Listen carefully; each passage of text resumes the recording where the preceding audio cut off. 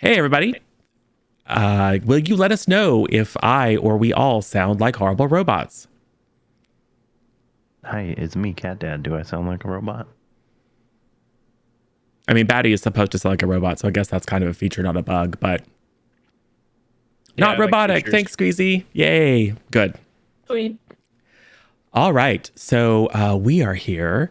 This is the second session of our Mass Effect Spectres game, which is a lightly hacked version of the modern age rule set is what we're using. It is a 3d6 game with a stunt mechanic, which is fun because it's very unpredictable. But before we put someone on the hot seat and have them give us a recap of what happened last session, let us do the thing where you tell people who you are and like where they can find you online. And a little bit about the strange and unusual character that you're playing that probably should never be a Spectre. Speaking of which, let's start with you. Thanks, Yeah. Patty.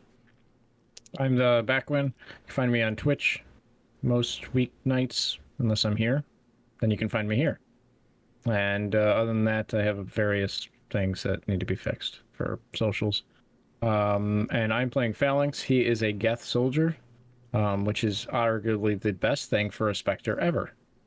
And he's really good pilot. Demonstrably false. Anyway, Cat Dad.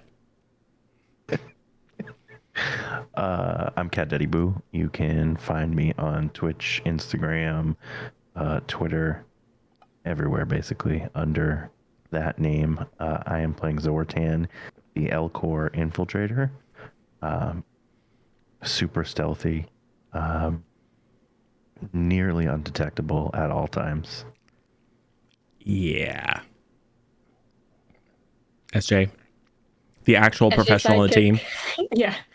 I'm a drill vanguard, so I have all the nice fancy biotics. As far as myself, so SJ Sidekick is everywhere.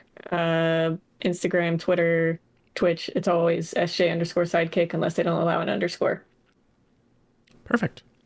And I am Zero or Zero Daylight or DM or GM or narrator or keeper or I think this system is a GM system. Who knows? Storyteller. I run games here on the C Plus Content Twitch channel. I also run games over at the Juices TV program and Listen to channels every Sunday for our long-running D&D campaign, and I actually get to play games every once in a while, specifically weekly over at the Duckwork channel. So I am now extremely online. I'm not a streamer, but I do stream a fair amount because I love games like this and telling fun stories and having our own little play pretend with much beloved IPs like Mass Effect. So, who wants to give us a little bit of a rundown of what you guys are up to? Cat Dad refuses to do the entire thing in the Elcor voice, so sorry. He hates fun. I think I can do it. Okay. If I remember everything. So basically, we all got information from our contact. We met up in the one of the bays or the docks, and then once we figured out we were all from the same contact, we grouped up, headed out to our mission where we were told there was some kind of scientific nonsense happening. Supposed to be Alliance, quote unquote, but they think it's actually been infiltrated and it's no longer an Alliance facility. And there's some bad stuff going down there. So we've been told to basically go there, and if it's bad stuff, destroy it. And so we got there successfully. A pretty good landing, if I do say so myself, quite stealthily. Got attacked by a bear spider, which was not as stealthy. And then a group came and investigated. We were able to defeat that group and question them. Unfortunately, during that time, they were able to alert that we were there. So when we got into the facility thinking we're being all sneaky, they're waiting for us with a big old atlas. Yes. Yes. And what is your group's ambition? What do you guys like? What is your overall, what brought you together? Well, we believe this is all part of a kind of a recruiting for becoming Spectres. Yes. Yeah. So for those whose memories of the Mass Effect franchise are dim, Spectres are like the special forces of the military that maintains peace and order in the civilized galaxy. They are administered by the Citadel Council, which is a multi-species organization. But things have gotten weird because there's a certain human guy who became a Spectre. And so these folks believe that they have been recruited to become like more clandestine Spectres, because this guy or gal, Shepard, is like a media darling, is all over everywhere. I mean, you can't walk down, you can't go shopping in the Citadel without hearing some sort of like holo recording of Shepard talking about, this is my favorite bookshop on the Citadel. So looking for some not only more clandestine, but some less expected Spectres. And no one expects a Geth to be working with, well, anyone but other Geth, because Geth are homicidal robots. No one expects an Elcor to be stealthy, because they aren't. They're giant elephant people, sort of, you know, with the no trunk, but they're just big, slow moving chunks. And everyone knows that Kirla is shady. Yes, that is an Elcor. Is it? Yeah. Which are, I mean, they're kind of cute, but not known for their agility or speed. And yes, you were, yes, you were tasked with visiting the icy planet of Sepulchre, where you had heard that there was a privately funded facility masquerading as an Earth Alliance medical facility doing some bad stuff. And you were supposed to come and find out what was going on. And you didn't ask a lot of questions. So as far as you know, that's what's actually happening. All of your instructions have come from your contact, an Asari that you think Asari, because it's all mediated through technology and holograms, so it could be anything. But you know her as an Asari named Cerulean, who claims, and as far as you know, does work for the Citadel Council. And this is, as far as you know, just a slightly more complicated test mission. And you are being judged on your performance. And if you perform well in a group, you might actually be brought into the Spectre program officially, given the rank, given the power, and take on more things on behalf of the Citadel Council. So it's all above board. But yes, you have found yourself standing in front of some open doors, looking into a very lovely sort of lobby. But in the center of that lobby is an Atlas mech that is probably going to try to blow you guys up. And by you guys, I mean Lieutenant Kond and Phalanx, because Zortan is waiting in the car. The one person who can hack, Yeah. who could probably take care of this real quick, is waiting in the car. So, but you are all in communication. I'm sure you can get here super fast. Yeah. Elcor are known for their super speed in addition Yes. to the stealth. It is true. And I'm sure nothing comedic is going to happen while you guys are dying, as he tries to drive what is effectively a giant school bus through the snow. Anyway, I'm not driving. before we get initiative, why don't you go ahead and tell me if there's any thing that you're thinking or doing? Is there, so like in the games, there's always convenient pieces of cover? Of course there is. Are those? Okay, just making sure. Of course there is. I will say, if you guys want to, I mean, they're expecting you as far as you know, but Atlas mechs are known for being very slow, very powerful, but not necessarily the fastest to react. So I will be generous and say, if you would like to do something to give yourself a tactical advantage, either dive out of the way, take cover, rush into the room, just tell me what you would like to do. Oh yeah, as soon as I see the mech, I'm ducking for the nearest cover. Probably throwing up a barrier. So yes. So are you outside? Are you ducking because these two big metal double doors have just slid open, and you're basically standing in the doorway. So you could do a combat roll into the room and seek cover in the room, or you could kind of dive sideways and stay outside. The doorway is large enough for this mech to come out of. Gotcha. But can we... I'll stay outside the room. So Okay. I'll be like on the edge of the door. Cool. I'll see it and then immediately go to the edge. Dive over to the side, back to the wall, Exactly. in a Yep. defensive position, and then activate your barrier. Mhm. Awesome. Phalanx, if I'm not mistaken, you are stuck to the outside, kind of directly above the door, Yeah, doing that creepy death crawl. So, not creepy. I mean, to organics, it's super creepy. You look like the little girl from The Grudge, but that's fine. Only like metal and stuff. So, what would you like to do?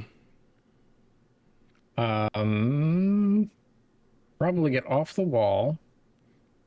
And I want to dramatically remove my curtain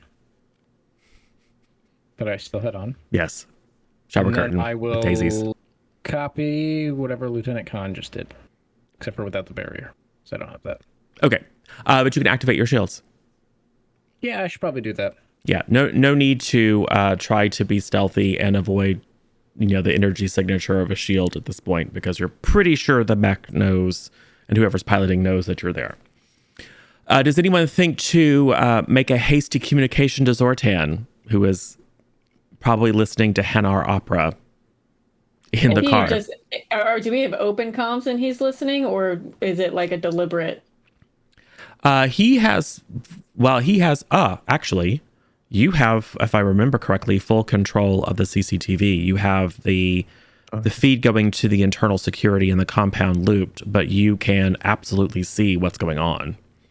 You don't have, or you haven't had a view of the interior, but I will say that there's some sort of like bird's eye view camera that does give you a look, and you're attracted by the motion of your allies flanking this door, reacting as an alarm, and then you can see an Atlas mech inside.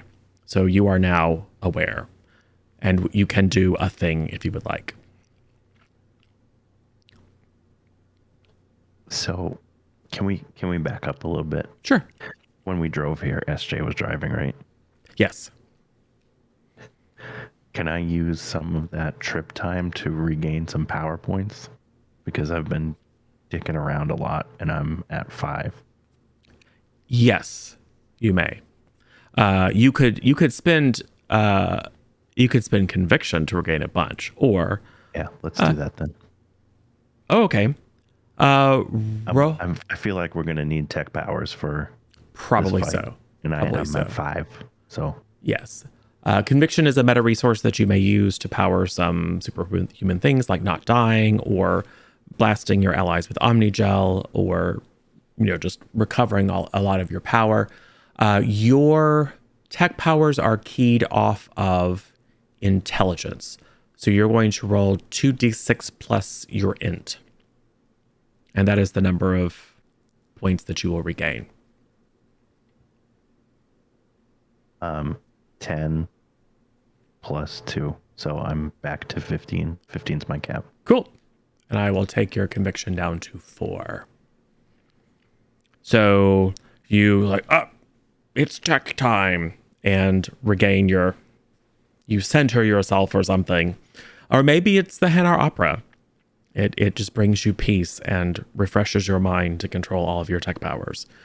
Are you gonna, how do you plan to get to people, or do you plan to get to people? I'm on foot.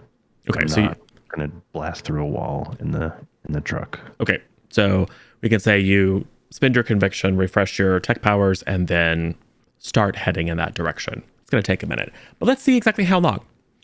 Go ahead and make an initiative check for me. That is going to be a dexterity. And if you have initiative as a focus, remember you'll add 2. So this is 3d6 plus your dexterity. And if you have initiative focus, which Phalanx does, add an additional 2. What am I doing? You're rolling 3d6. You are adding to that your dexterity, which is 1. And then because you have an initiative focus, you'll add an additional 2. So you're effectively rolling 3d6 plus 3. Got it. Mine is a 12. Is it 14? Mm-hmm. And Lieutenant Kond? I'm trying to remember the math. Just roll 3d6, and for you, you are adding 4. Because you're quite dexterous.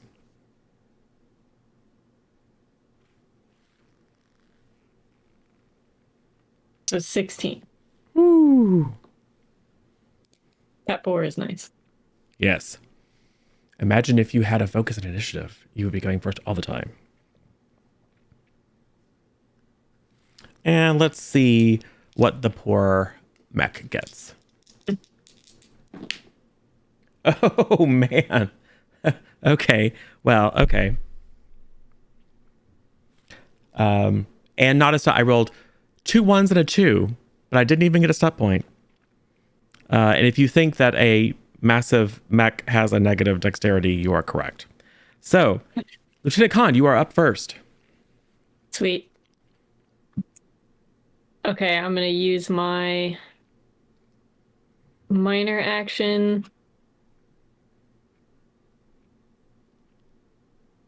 Actually, I don't think that. Will cryo ammo still work? I'm trying to remember the. Yep, you can use minor action to activate cryo ammo, which will do what the cryo ammo describes, which is you will reduce the target's toughness by 1 and its movement by 5 yards for a short period of time.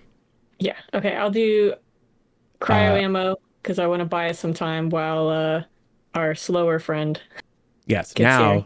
Now, alternatively, just incendiary ammo does more damage and reduces armor.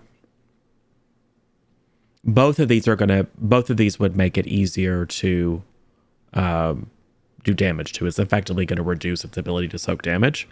The question is whether you'd rather do a little bit more damage or whether you'd rather slow it. Your choice. I think I'd rather slow it. Okay. Because if possible, I would rather just kill the person inside. Well, and they're not known to be particularly fast. So slowing it seems like a good thing. So go ahead and make your attack. Well, choose the weapon you're going to shoot with. 1, 2, 5. You've got your Paladin Heavy Pistol, your Locust SMG, and your Eviscerator Shotgun. You're certainly within range for all of those. Yes, I'm going to use the shotgun. Yeah. So 10, 14 for the attack. Yes, 14 will hit. Nice. Now, I didn't get any stun points. Okay. Oh, now damage. Yep. Roll your 2d6 plus 7 damage. It's only 2d6. Plus 7.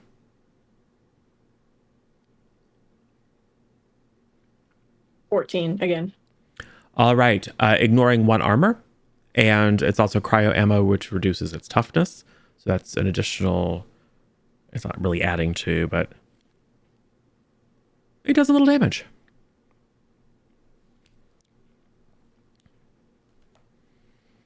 I mean, you just like right in the center with this shotgun. And you can see it actually, the cryo ammo kind of, you see a sheen of ice, kind of caking up around some of its joints. And you do see some score marks on the very, very hefty armor. But these things are not like mooks that can be taken down by a single shotgun blast. I mean, I'll probably say over comms too, like, I'm using cryo ammo to slow it down. Maybe now you'll be almost as fast as it is. Yes. Hurry up. Phalanx. Yep. What would you like to do? So I'm imagining I'm on the opposite side of the doorway from... Yeah, we're going to say that that Lieutenant Kond is on the left side of the doorway and you're on the right side of the doorway. You're both posted up on the side, swinging around to fire. Right. As a free action, I'd like to look at Lieutenant Kond and ask a question. Have you seen my rubber ducky? No, Okay. I know where that is. Okay. Are we not being diplomatic with these people? We were last time with people. Does that thing look diplomatic to you?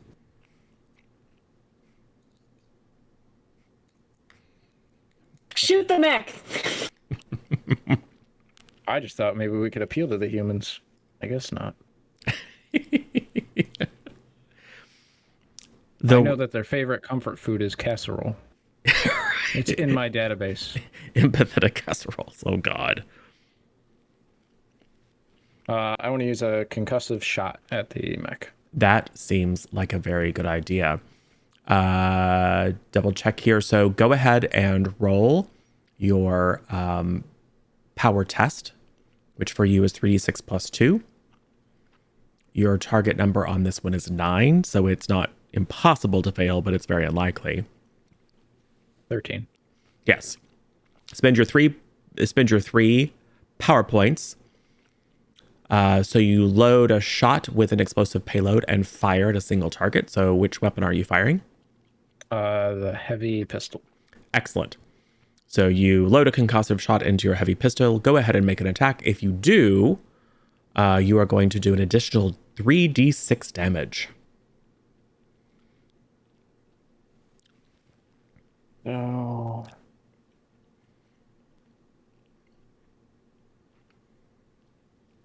$14. Yes. And then I do an additional 3d6. Yes, you do hit. So you're going to do the damage of your paladin, which is 2d6 plus 3. Okay. And then you're going to add 3d6 to that. Okay. Actually, let me resolve. It does get a test to try to reduce, to effectively dodge out of the way. And it reduces it by a number of, by a d6. So it's very unlikely, but it might be able to beat your, 6, 12 minus 2. No, your force is 12. So it had to beat a 12, which is what it got, but it has a negative dex. So yes, you will do all 5d6 plus whatever damage. 5d6 plus 2 damage. 5d6 plus... 5d6 plus 2? Yes, with your M6 Carnifex pistol, you're going to roll 5d6 plus 2. That is going to ignore 1 armor as well. Okay.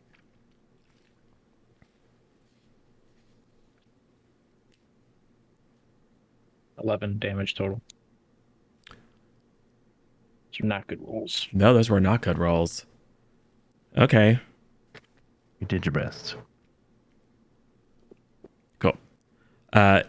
Like the operator hasn't had a chance to move yet, but as this special projectile rolls through it, it basically just slams its arm across and knocks this kind of like an RPG grenade a little bit out of the way, so it mostly just catches the blast.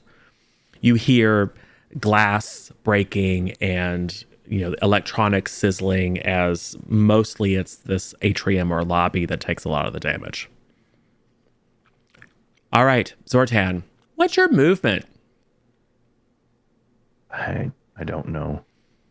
Your normal move is 9 yards, which means your run is 18 yards. So I assume you're going to run. Yes. Cool. I will. Are my shields up, and can I activate my shields if they're not? You can. Running? Yeah, you can take a major action to run, and then you may minor action activate your shields. Okay.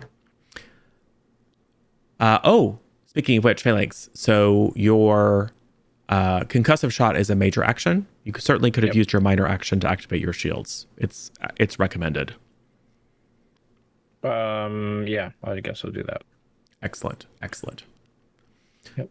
So, Zortan, you are able to make it up to the point where you can see your allies. You don't have any actions left, but you're able to kind of climb your way up the little ramp, and you're probably another 20 yards away.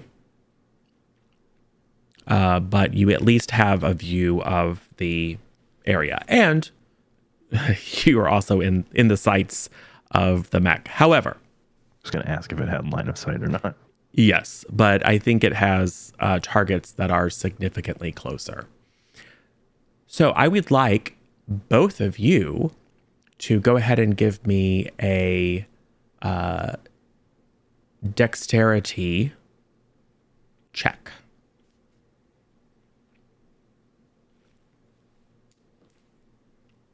So this is a 3d6 plus your dexterity. I don't think anyone has a focus that is going to apply. Who's rolling this? Sorry, Phalanx and Lieutenant Kond. Okay. Wait, so it doesn't.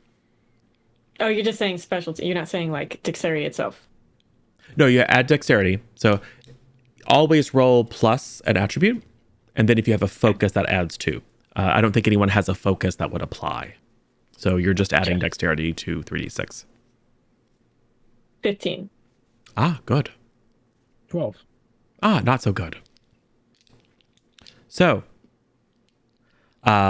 it just raises up an arm and fires a missile at the front door because it can catch you both in the explosive radius. I think we should close the door.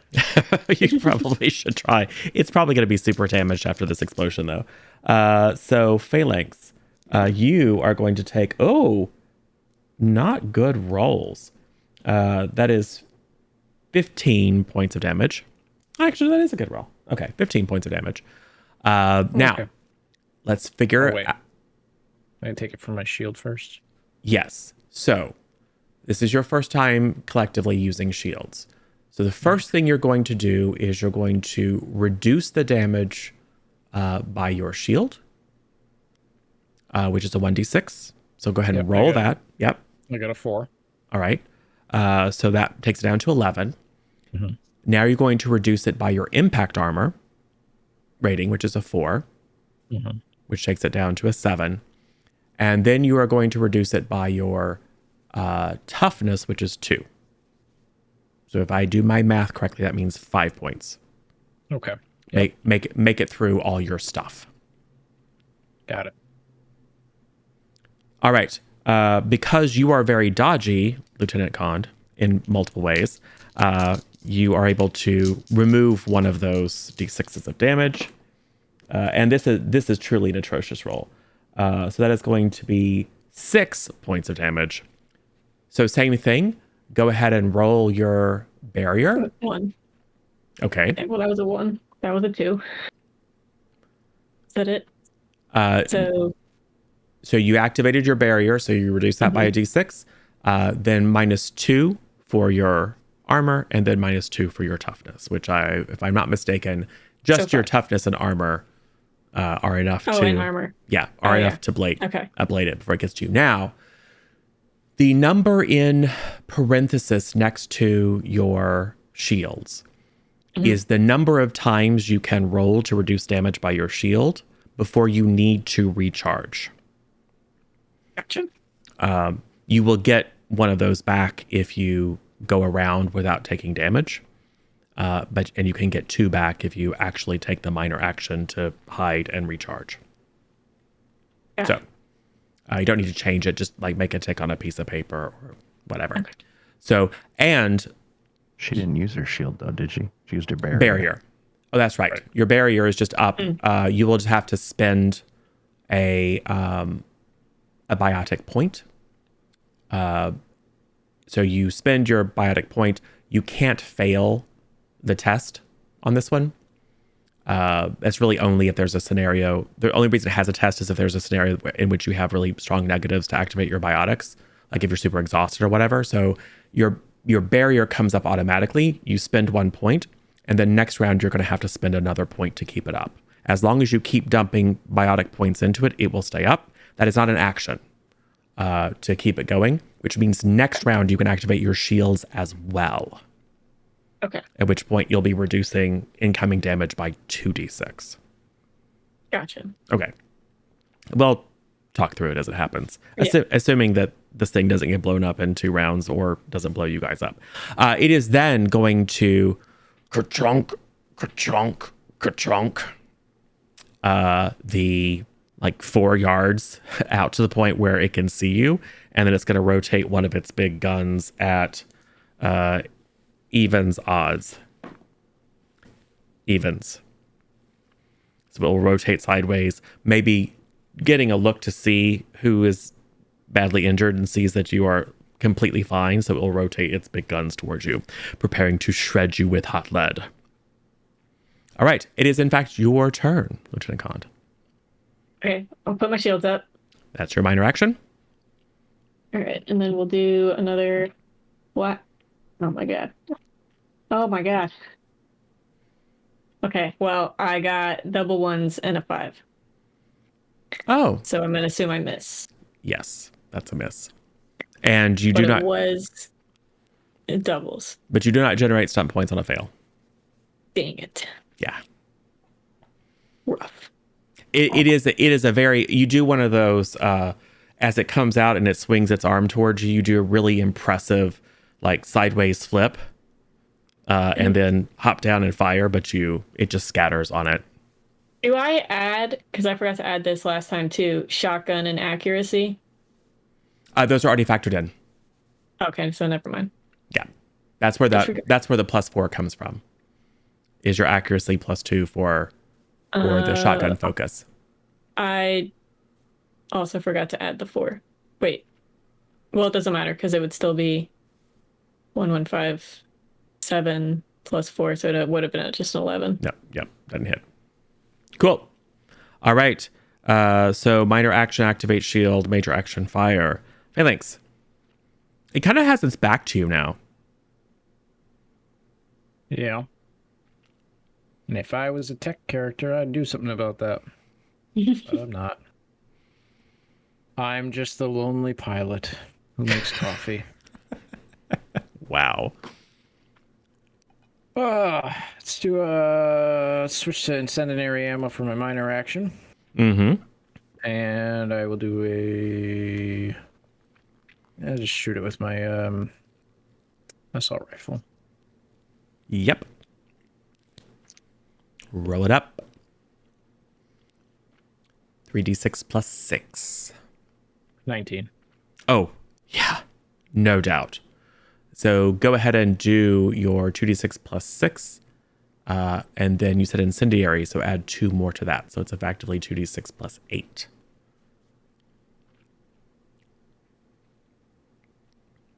$17 damage.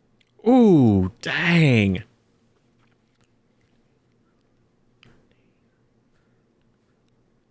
Ooh. That is a fair amount of damage. I mean, it's most of the bullets just glance off because it's a mech. But the combination of its toughness being temporarily reduced and the fact that you're burning through its armor and rolling extremely well is doing a very good job of starting to chip away. Like maybe one of the plates of armor on the back flies off. I mean, it still looks like it's got a lot of fight in it. I was going to do that, but it's looking right at me, so, I didn't want to. Zortan. Is using a talent or power major action, or is that just something extra that I get to do? It is almost always a major action unless the power dictates otherwise. So, first thing is there some cover nearby that I could get behind? I would like to, because I'm basically standing in the middle of the hallway. My understanding is, and it's well, you're basically out in the open. You're on one of these catwalk things. So yeah, you can crouch down behind some or kind of maneuver yourself behind a stack of boxes. Crates, sure. And so, how far away from the mech would you say I am? I think 20 yards. Okay. 15 yards.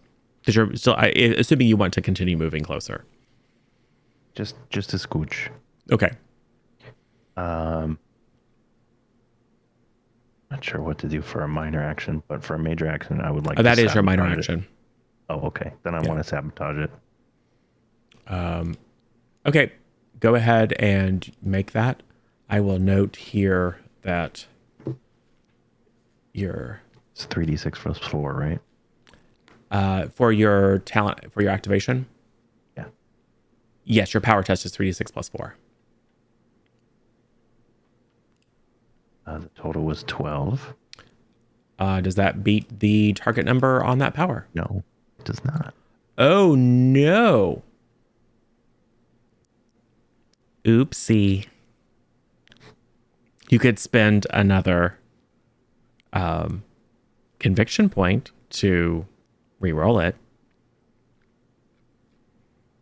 No, I'm good. You still lose the points, though. I know. Okay. I'm going to note here, I didn't before, but it's true, that your tech armor is a minor action. Okay. So I have made that change. Most, I believe, of the others are major actions or modify existing major actions like hacking or whatever. Cool.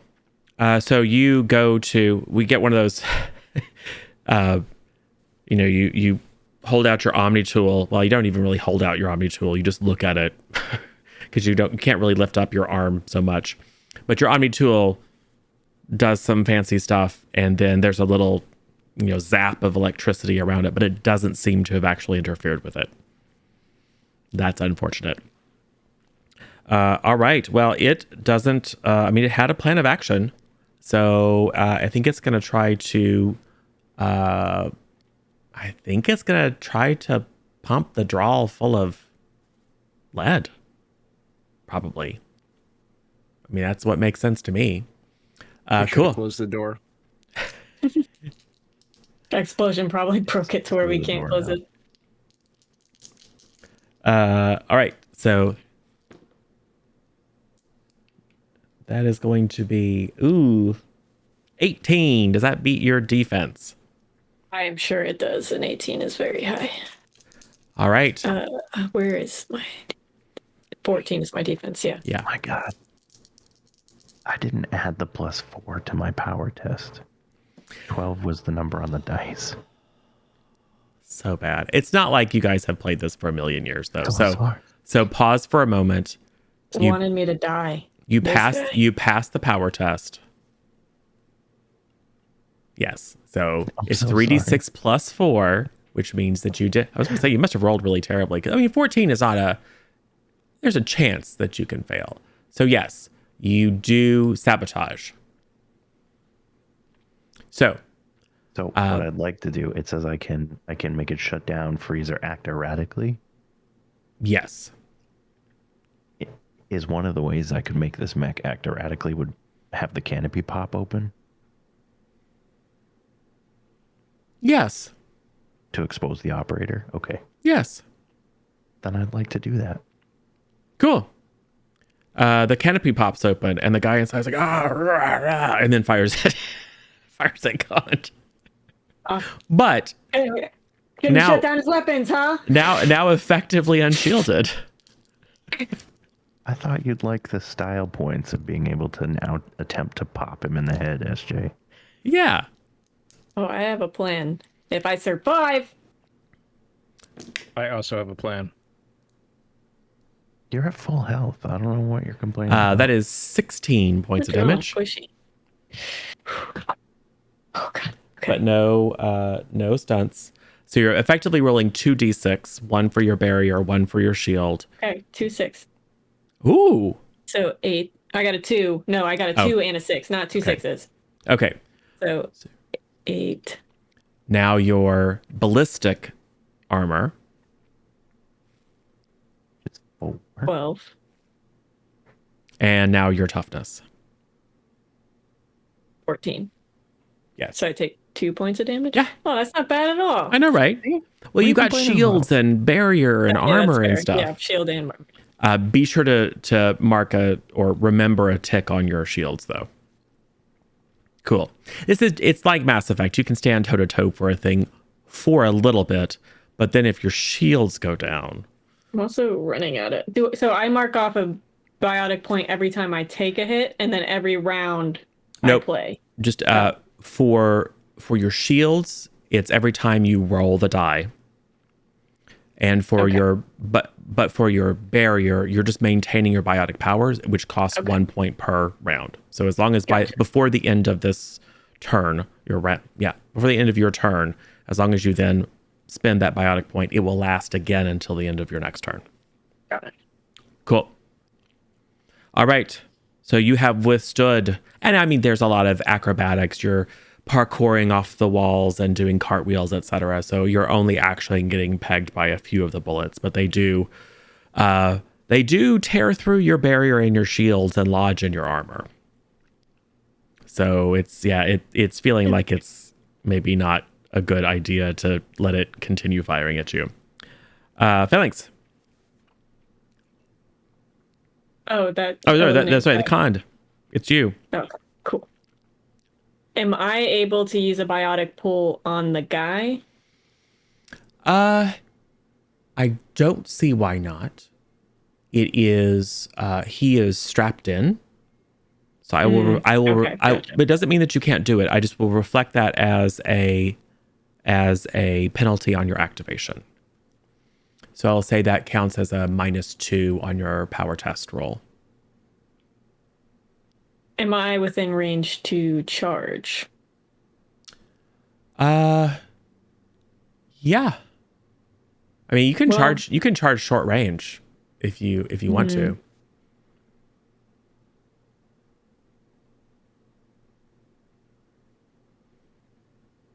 Okay. I'm going to. But that probably is not going to. I mean, the mech is going to take most of that damage, whereas a pull would do bad stuff to him. So I will. I'm going to attempt a pull. All right. Your target number is 9, and you're rolling 3d6 plus 2. Or if you want to think of it, roll 3d6 plus 4. Your target number is 11. Okay, I got 2 3s and a 4. Oh, that's 10. So, plus what? Oh, plus 4. Yeah, 3d6 so plus 4. Ah, yes. So. If you told me I failed another roll where I got doubles, I was about to be. No. So you reach out, and that kind of bluey purple biotic energy around your hand, and he's yanked up, and he kind of yelps a little bit. And at first you feel like it's not going to work, and then you hear the snap of his harness give, and then he just kind of floats up into the air. He is now floating. So did you get a stunt? I did. How many step points did you generate? Only 4. Only 4. That's pretty good. Yeah. My last time I could have had a 5. Wow. Oh, wow. Failed the roll. So this is going to be a power stunt. So you can spend up to 4 stunt points. Mm-hmm. I have to spend them all at once. Yes. Mm-hmm. There is one in particular that is very interesting, which is fast use. After you resolve this power, you can immediately use another. Mm. So which could be Shockwave. I want it. Because he is primed. Yes. I do want to do that. I very much want to do that. If it works, it's going to be cool. You won't generate stunt points on this one if you double, but so go ahead. No penalties to activate because he's just sitting there floating in the air. Wait, let me make sure I have enough. How many power points? Oh, yeah, I got plenty. Okay, we're good. Yeah.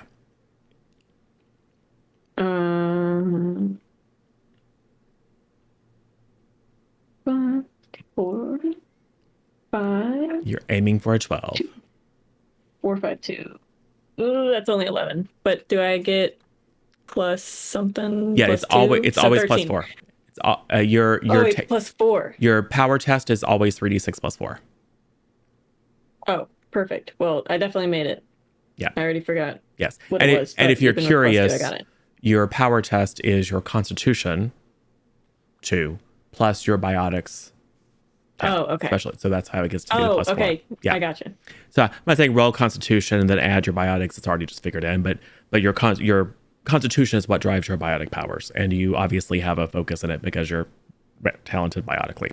So cool. Yes, you do make it. So let's go ahead and resolve the effects of you slamming this guy with your shockwave. Oh, right, damage. Yes. Oh,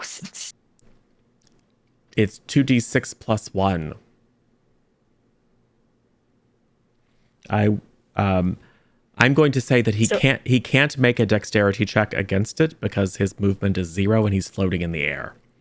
good, because 11. Oh, good grief. All right. Prime targets take an additional 1d6. Yes. And do I roll another one? yeah, roll another d6. 6. So that's 17 points of damage, right? Like, it just explodes. Now roll 2d6 to see how many yards he's thrown. Oh my god. 4. 1. So 5. So 20 feet.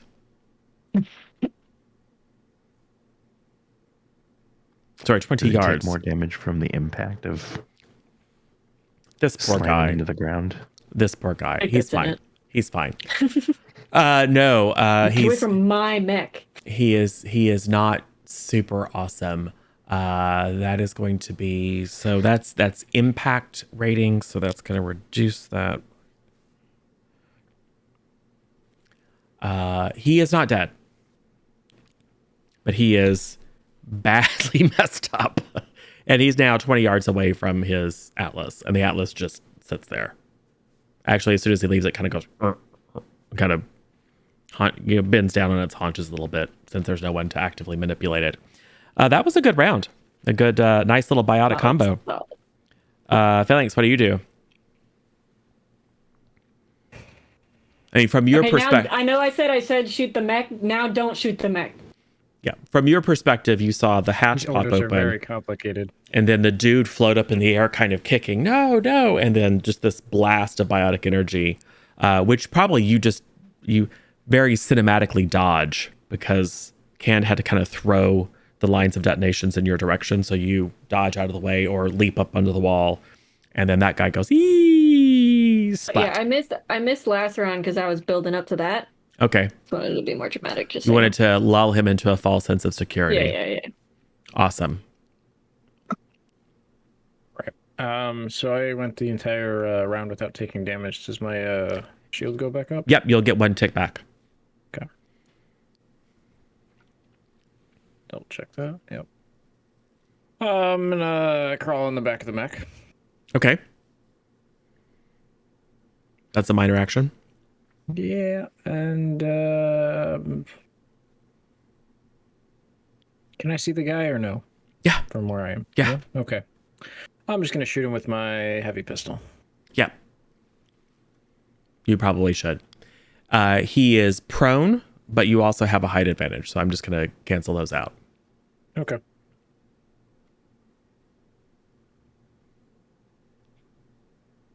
$15. Yeah. Okay. And then damage. 10 damage? Yep. And it ignores 1 armor. Ignoring 1 armor. Yeah, you just reach, you spider climb on the back of this mech and then turn around with the pistol, and then there's just a spider web in the front of his helmet, and then a splash of red on the inside. He's not getting up again. Must be tomato sauce. Right. He must have been having ketchup with his fries. Cool. Zortan, what do you do? The guy's dead, yeah. I mean, you just saw Phalanx take the kill shot, yeah. Does the Atlas mech have any sort of security that would prevent SJ from piloting it? Yeah.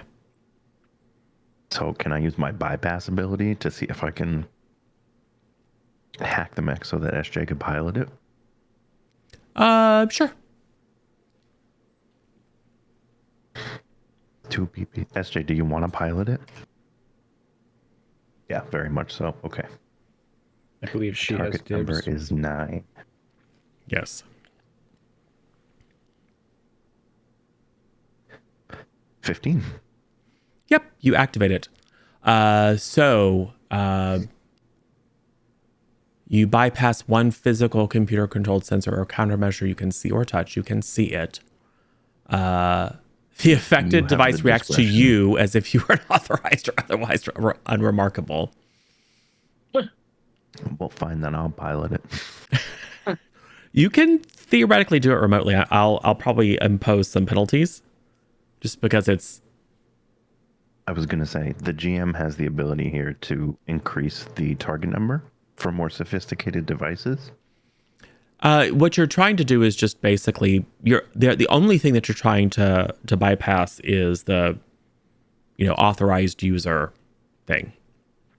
So I'm going to say you have done the text, which is to give yourself the authorized user. With some time, you think you could reprogram it.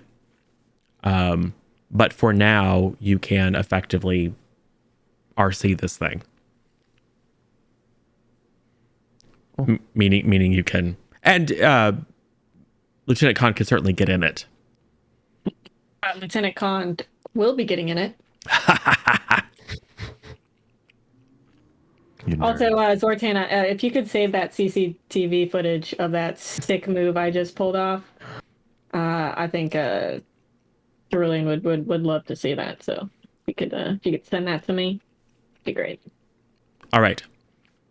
At this point, 6 armed guards storm out of the back chamber. So if we can remember from the last time, this is a 2-story height kind of oblong cube. There are 2 metal stairways that go up to a kind of a landing with some tables and chairs and a nice little lounge area up on the second floor. And there are stacked doors, one at the second level, one at the first level. The doors at the second level, kind of above this little atrium, open, and 6 guys in Alliance gear storm out, pointing their assault rifles at you.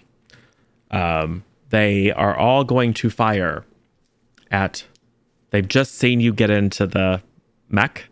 That's, I think, the only thing they can see, because the mech is right in front of the door.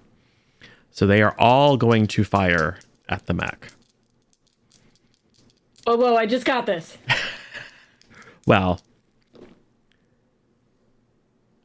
Is that... Nope. No stunts. Nope. No stunts but 1 hit. No stunts and a miss. No stunts and a miss.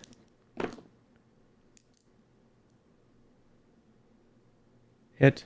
I think it was 5. 6, 9, 12, 14. Yep. Okay, so that's 3 hits. 4, 8. 15. I'm running low on biology 8, points too. 8, 15, 13, 22.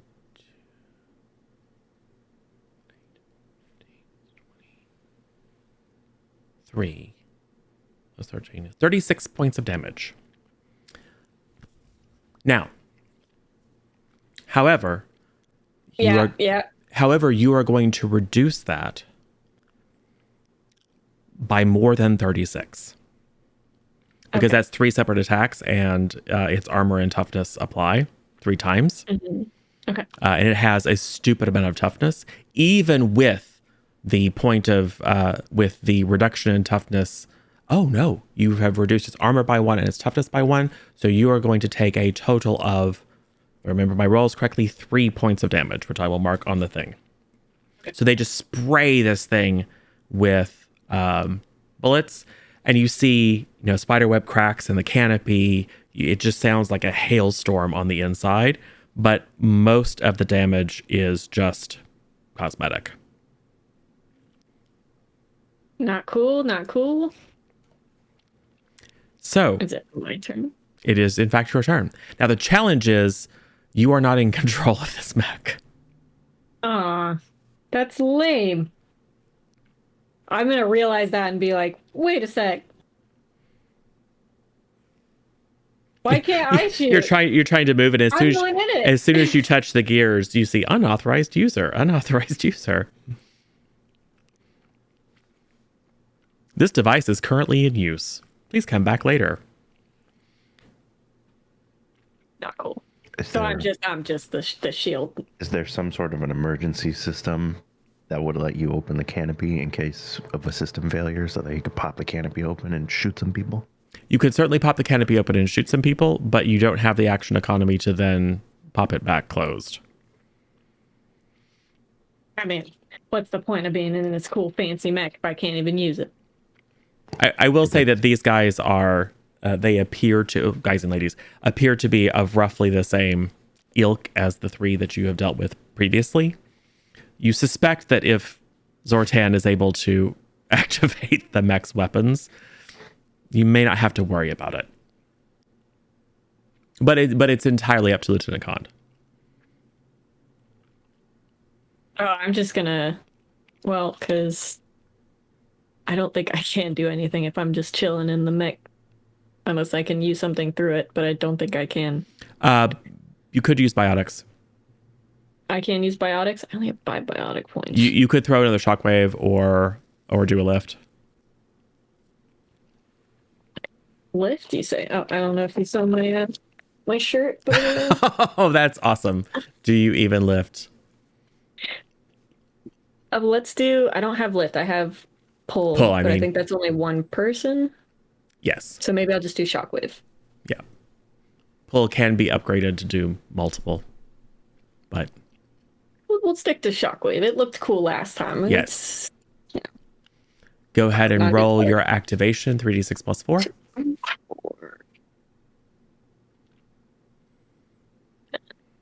14. Yeah. 14. Yeah. You 100% do it. I'm going to say that 2 yards, 6 feet, you can catch 3 of them. Let's go for the middle trip. I'm gonna middle of the pack. Cool. All right. They are going to need to make acrobatics tests versus your force, which is 13. So the one on the left, plus 1 is 12. Oh, actually makes it. The one in the middle fails. The one on the right, 10. Oh, yeah. 2 of them make it. Only the one in the middle catches the full brunt. Makes sense since that's where I was aiming. Yep. So it's going to do the one in the middle first. So that's 2d6 plus 1 damage, and it's going to be knocked 6 yards. 3, 4. So 8. Okay. And 1d6 yards. Yep. Oh, 1. He was only knocked back. Yeah. 2. So he just basically gets blasted back on. He does one of those things where his feet fly out from under him and he's blasted back and lands really hard, and then wind is knocked out from him. And his impact armor is not anywhere near as good as his ballistic, so he did take some damage. The other 2 are not going to be knocked back, but they are going to take 1d6 damage. Would have been cooler if I wasn't blocked by this useless mech.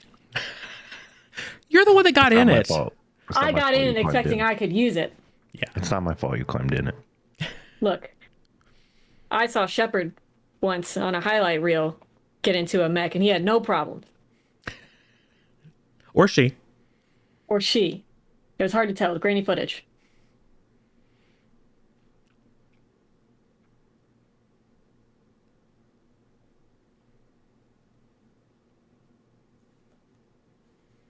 1d6 plus 1, Lieutenant Cand.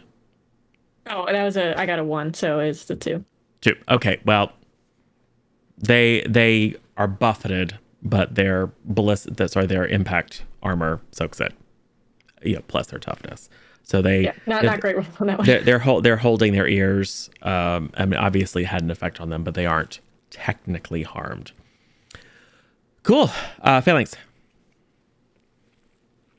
Yes. There are 6 guys up on this balcony. One of them you can't really see because he's on his back in the little hallway.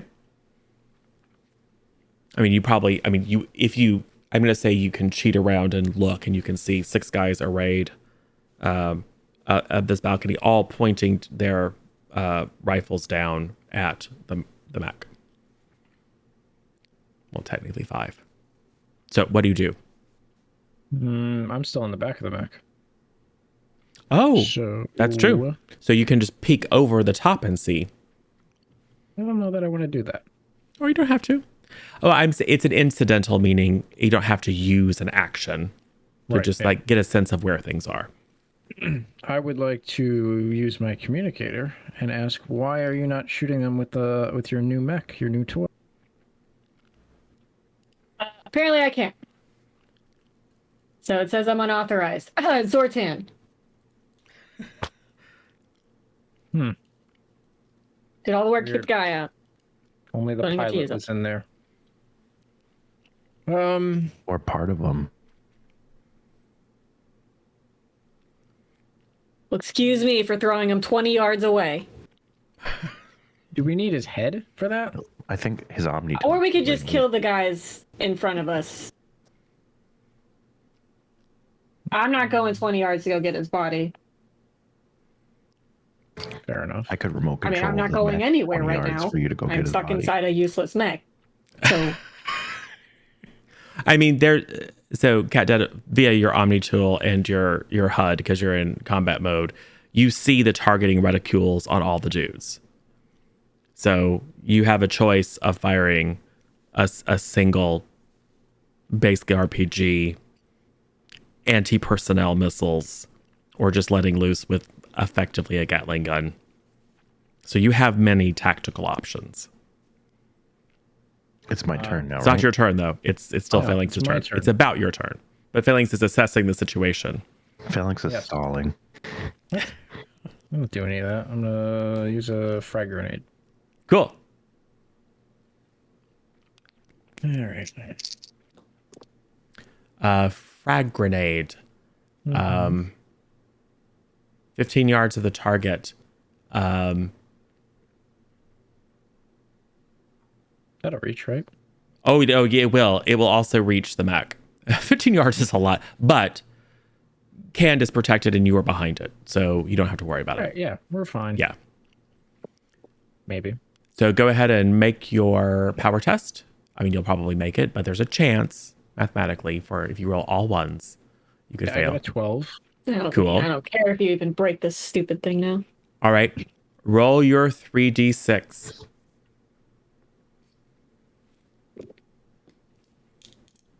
I have to get... Okay. Nope. Nope. Nope. This guy... I just bought the Mass Effect Legendary Edition, and it's your guys' fault. God dang, these guys... I also bought I that. didn't buy it sooner. Pre-ordered it. 10. Nope. Not a single one of them. Should have given them higher dex. So they all failed. So they're all going to take your 3d6 damage. How much was that? Yeah, 11.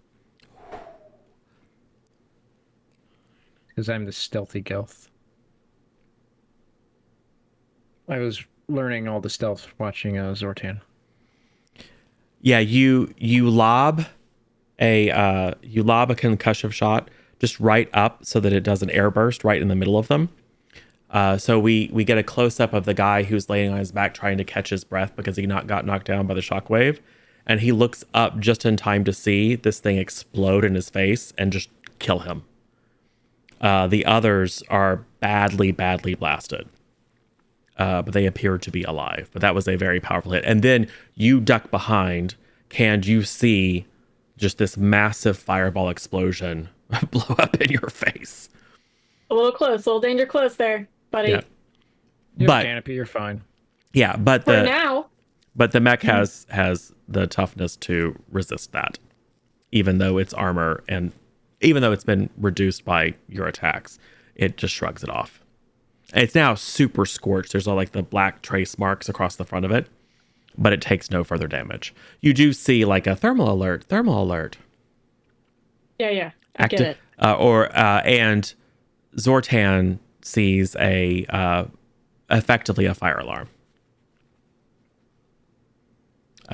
Asking basically the internal system saying activate fire suppression ? Cool. Zortan, what do you do? You're muted. Muted. Anti-personnel missiles. Cool. You kill them. Wow, must have been real fun being able to use those. There's no doubt these guys are mooks. So you fire like 12 or 14 little small missiles shoot up out of the back of this thing and then just on this thing. Yeah. No. You killed them. No, you do. There's no point. I mean, one of them might be like limping along, but there's no purpose. They don't have shields or biotics or tech armor. They're all already badly wounded. The overlapping blast area of these little micro missiles is enough to jellify them. It's also enough to completely destroy that landing. So, massive series of explosions. Then you hear crashing and cracking as this entire little dining area on the second floor collapses down to the first floor. So the good news is that the lower set of doors are now effectively blocked. And the upper set of doors are hanging out in open air. And probably badly dented from the explosions. So. Just sitting in the mech with my arms crossed. Yep. Thortan.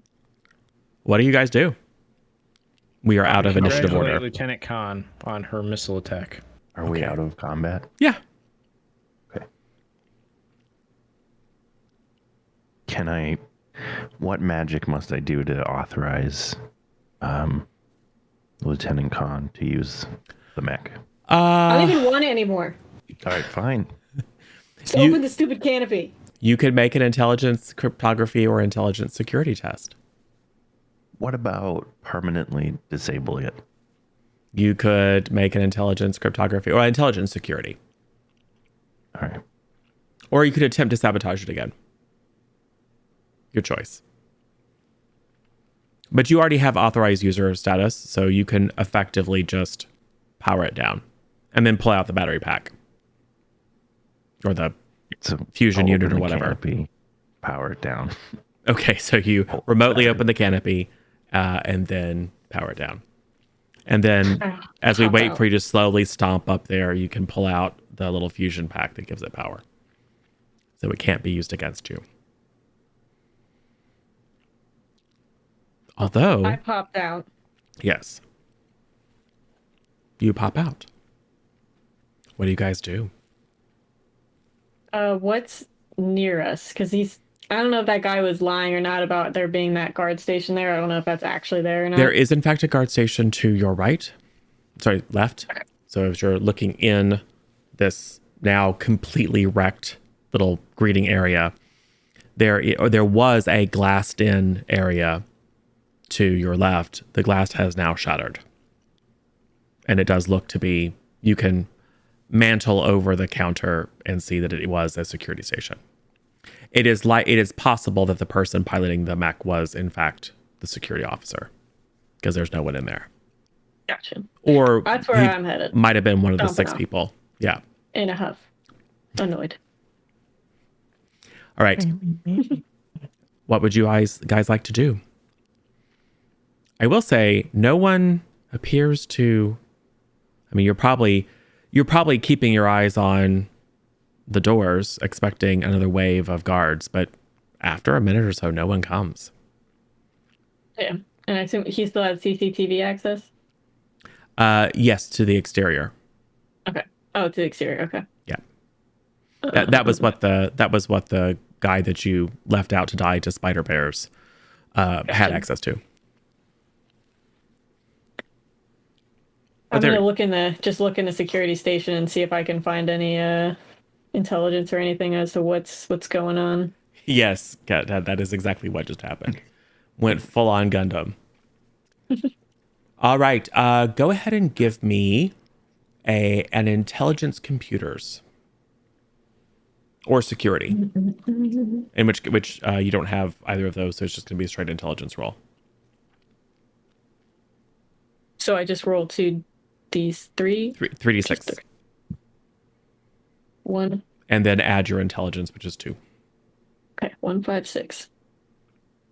So 12 plus 2 is 14? 14, yeah. You can like activate the display. And it's got a breach alert. Cool, useful information. Just so you guys know, the facility's been breached. Don't know if you knew that. Zortan, I don't know if you want to take a look. See if there's anything you could pull from these. See what's going on. I'm very low on PowerPoints. So what is it that you want to accomplish? I want to see like if there's like records of what exactly is going on here. Maybe past footage of inside the facility that we could see what's going on. I'll leave it up to you, but Maybe even just a blueprint of the facility. my thought process might be that we move further into the facility before trying to access the systems, just because the stuff up front may not be on the same network as the stuff that we don't know yet is Cerberus. That's fair. You know, that's I think I handled the tech on this part. So reach. Keep walking. So, what would you guys like to do? Probably move further in. See if we can see some labs or something. Well, Find the scientists. there are two doors, 2 sets of doors, one of which is behind the rubble of the half-second floor, and one of which is freestanding with no floor around it because that floor has collapsed. So one of them is up in the air about 15 feet, and one of them is behind a bunch of rubble. Can I make that jump up? I don't see why not. You could certainly try.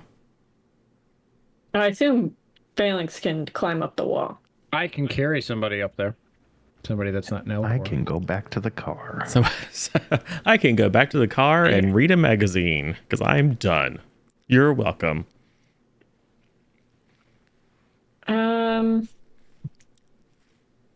Maybe Phalanx, if you could scout out that direction, and me and Zortan can start trying to maybe get rid of this rubble so we can check out the other way. Yeah, I can do that as long as you promise not to launch the rubble 20 yards. If a guy is sitting 20 yards, I might launch the rubble at him, so no promises. And it's gonna be sick.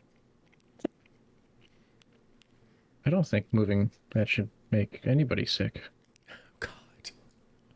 Because you haven't experienced, you don't know how the human system works. You get hit in the gut, it can make you feel sick. You were a drill.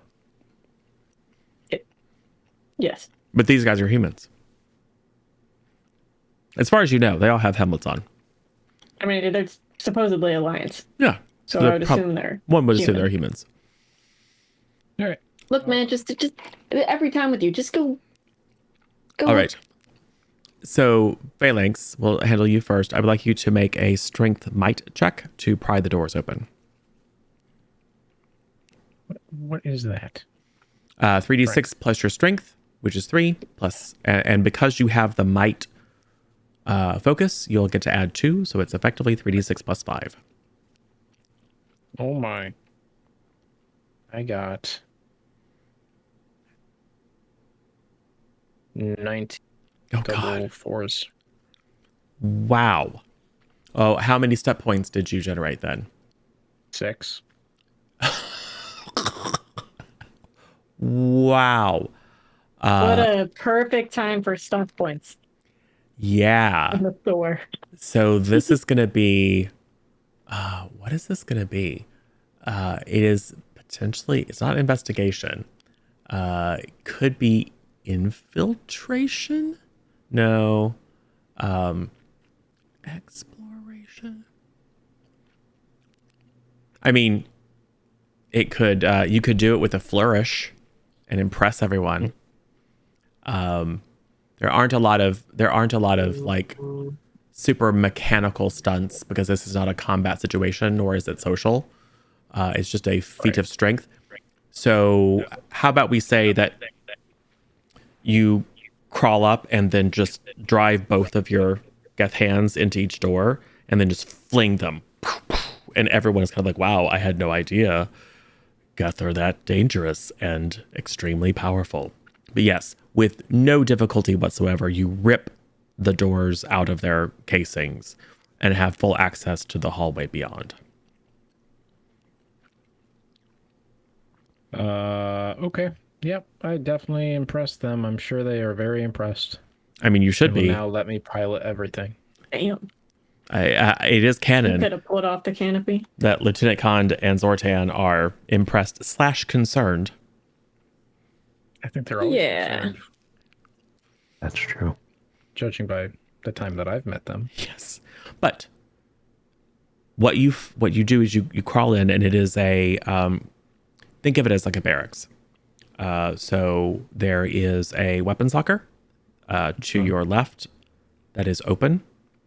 It has 3 more standard issue Alliance assault rifles.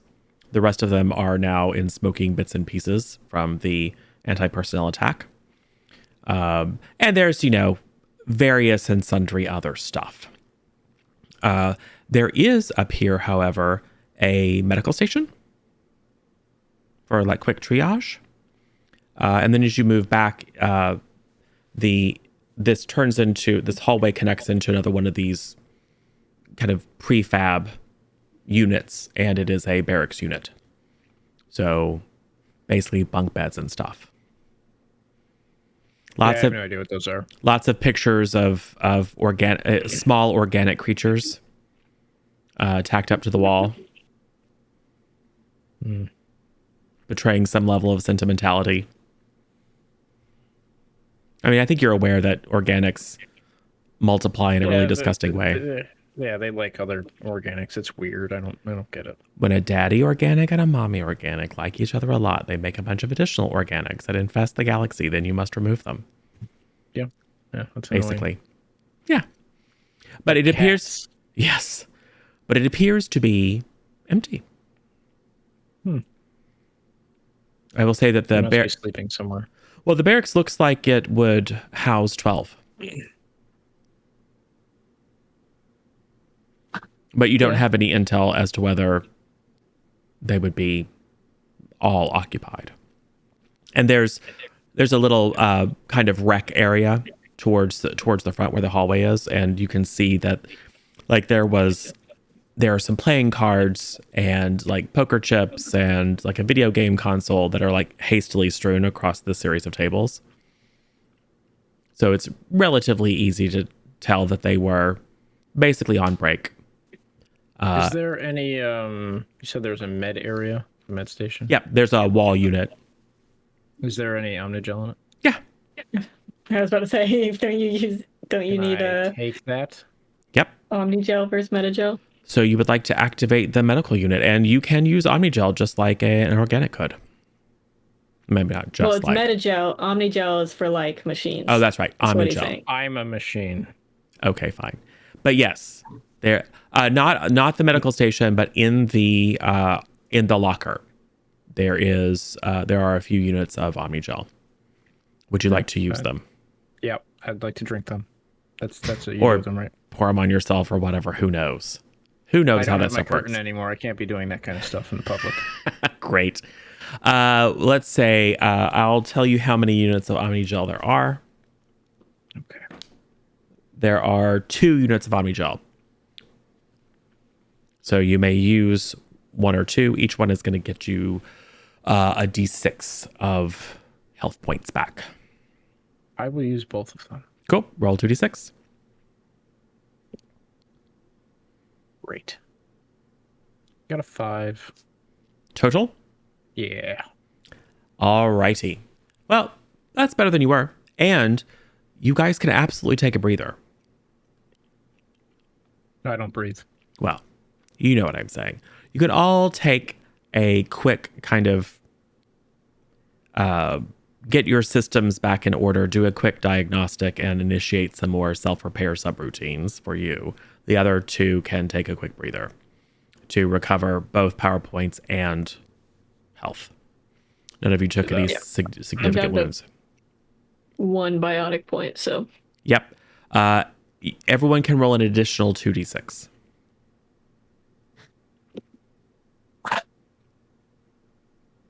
Seven. Go. So we just add that? Yep. Cool. Got 2 total. Wow. That sucks. I got 5 total. Cool. So you've recovered effectively 10 wounds. That's good. Yeah. And you said our power points as well? Yeah, it's the same thing. So if you're down power points, you can do the same thing. All right. At least that's maxed up. Yeah, your power points should all, I mean, unless you roll really poorly, they should come back pretty quickly.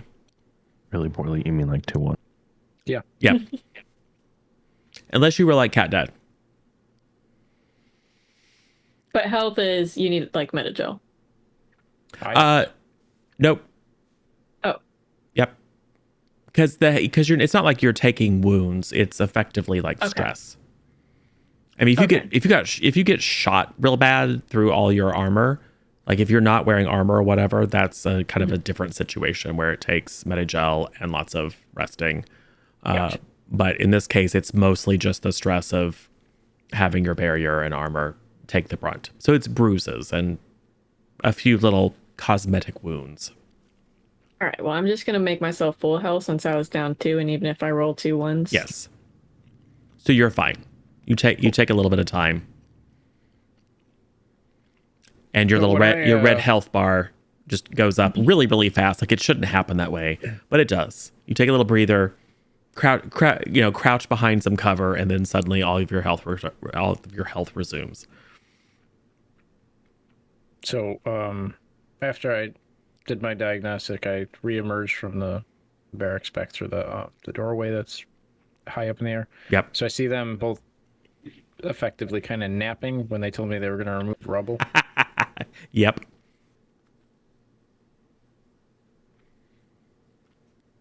I'm just standing at the top of the doorway. Look, I had to recharge my biotics so I could pull the stuff out of the way, okay? So you're looking at effectively a narrative use of biotics. Mm-hmm.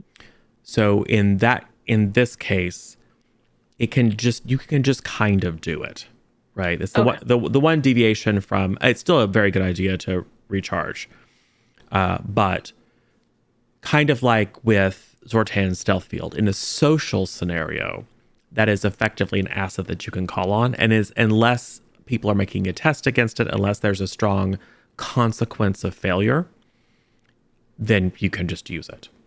Okay, cool. So in this case, you're not trying in combat to focus your will and your essence to do something really dramatic. You're just trying to lift the pieces around. You can do that. You basically recover your biotic points at the same rate you spend them. So unless you're trying to like pull a Alliance shuttle out of a swamp on Bagota, where it's like a major thing, then you're probably going to be fine. So yes, it takes a while though. I think collectively working together, and Zortan's not super strong, but collectively working together, it's probably going to take you about 10 minutes to clear enough of the rubble away to get access to the lower set of doors. Is Phalanx just quietly watching us clear this rubble behind us? Well, Phalanx is gonna climb down the wall and then watch you for a while. And just stand right next to you. Do I sense that he's behind me or that he's there? Yeah, of course. Hey man, what'd you see up there? Like, still moving stuff out of the way? There were some sort of horizontal, soft things that were stacked by twos. There were some pictures of other organics. Beds. Some weapons and lockers. Anything good? Not really. A little bit of Omni Gel. Nope, that wasn't up there. There was a med unit up there. No, I didn't He remember used seeing it, so he's anything. not recording Well, feel free to help us move the rest of this rubble since nothing was up there. Guess this Where is would the you way to like go. me to move it? Out of the doorway. All right. I guess I help do that. Yeah, And nope. just put it on the mech. Just pile it up on the mech. Yeah. No problem. Yeah, you guys combining Phalanx's extraordinary strength with Khan's biotic powers, you are able to move even like the very heavy beams. You're able to move them a little bit out of the way so that you get a relatively clear shot at the doors. What do you do? Phalanx, why don't you go take a peek? All right, close the door. The big doors behind. No, whoever door's in front of us. It is open. That's the door It's we're not. trying to It's get not it- open. get through. Okay, it's good then. We Yeah, agreed no, we okay, wanted to close the doors. No, we gotta. The whole point is we're supposed to figure out what's going on here. We can't do that if we're just sitting behind the closed doors. How did your missions before this go? I'm just like, were you by yourself? No. I had the rest of the Geth with me. They went great. We exterminated many organics, and they all fell before our feet. It was fantastic. It's a great time.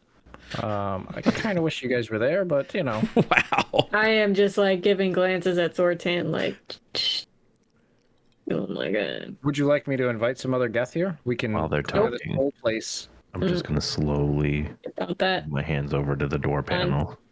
Yes. Your hands. You scan it with your Omni tool, I assume. There is a high level of encryption. Great. Phalanx, can you just rip these doors off? Yes. Yeah, based off the what we just saw I also earlier, you could think probably that- rip the wall off.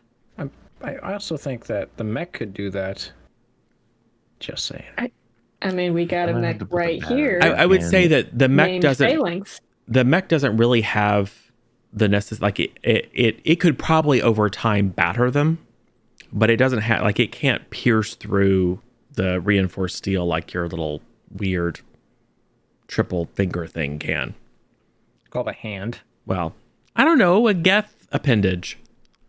A Geth, you probably call it like a Geth manipulator or something. What do you call the little hands on like a velociraptor? Hands. Those are They have three hands. That's claws. an organic. Three claws. But that's an organic. Yeah, your claws. Your Geth death punch claws or something. Anyway. No, it's Although we a have an Omniblade. it's a reasonable it does appear that the doors are potentially a little bit more reinforced than the ones above. But based on your previous experience, you don't anticipate having a significant challenge. All right, yeah, I guess I'll rip the door off. Give me a strength might. I got double threes and a 4. 10 and then plus what, 3. He just really likes showing off on the doors. Yes. So 10, I'm really good with doors. 10 plus your expertise. strength, which is 3, Yep. plus, So 13. and you have might as a focus, Mm-hmm. correct? So 15. Yep. Yep. These are a bit, and you generated how many stunt points? 4.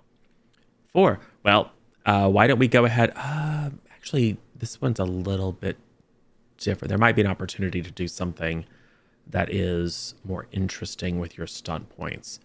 Okay. What's more interesting than showing off, pulling off a door? Driving a mech. We were super impressed last time. Wow. How dare you? Too soon. I mean, you could flirt. You could roll a communication seduction to flirt with Gond or Zortan.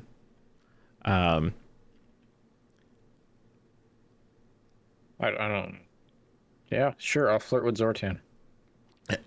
He's not questioning my every move. I will give you the choice of flirting with Zortan or Or I might. Yes, I might call it a down the rabbit hole. So because you're kind of investigating. I mean, you're not using an investigation skill.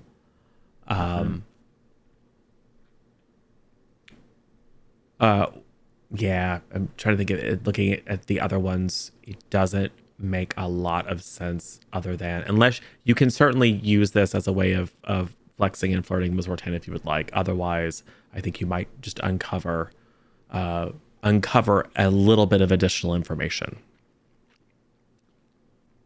Information, Zortan. Yeah, we'll go with information. Okay. So you rip Next time. Yeah, next time, be careful. So you rip off the doors and toss them to the side. And what you are looking at is a shaft going down quite a ways. I turn my flashlight on. Yeah, and you can see maybe 20, 30 yards below you, looks to be like an elevator car. And you also don't see any additional doors or openings between where you're looking and the elevator car. And you look above, and it looks like this is the highest position the elevator can take. Okay.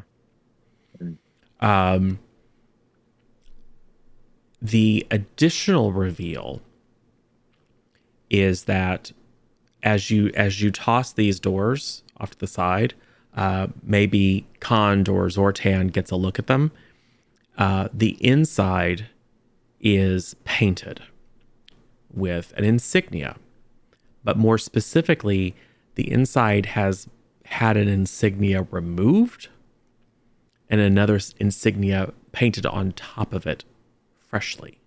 The insignia that was removed was the same insignia on the private shuttle that is parked out in the landing bay.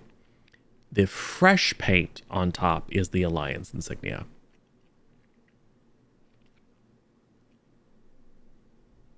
I'll look down at the elevator and look at Zortan like, little help, buddy. You're muted. You want me to call the elevator with my mad tech skills?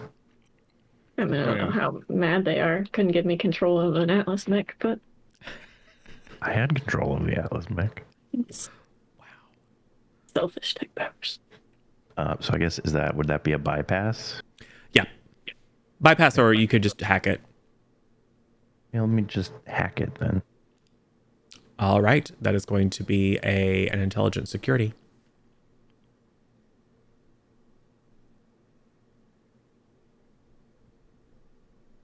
I gotta double check my math here because it's particularly bad. Yeah, 10. And you're adding your effectively 2 for intelligence and then 2 for having security. 10? Yeah, I got 6 on the dice. Yep. It is not programmed to respond to you. And it does look like it is in lockdown. Is there a hatch on the outside of the top of the Yes. elevator? Yes. I'm going to crawl down and rip that open. Not even going to make you roll for it. Super easy. Okay. You drop in. Mm-hmm.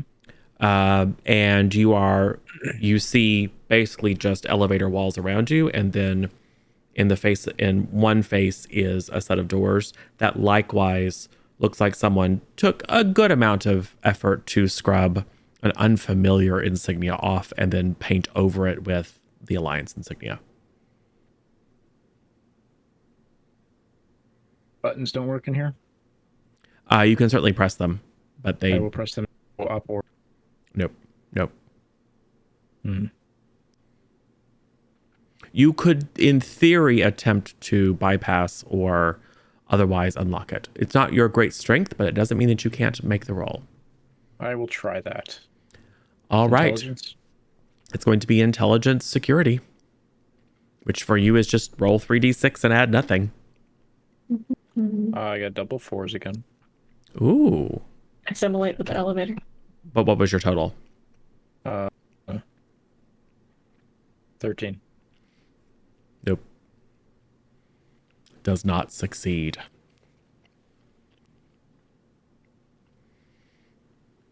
You punch the buttons. I think he means Yes, you just drive your like 3. drive your fist in, and yes, the console is now wrecked. You're gonna call down to him, yeah. Like, can you call it up here? Nope, it looks like somebody broke it. It's been severely damaged. Is there? These are the only 2 paths to take, right? Up in the barracks, and then this door right here, I or this can- elevator. And I can and spend Go the ahead. tech power to bypass it, I guess. yes, and Zortan, because you have access to the CCTV, you can confirm that it appears that this facility, at least the above ground portion, was largely empty.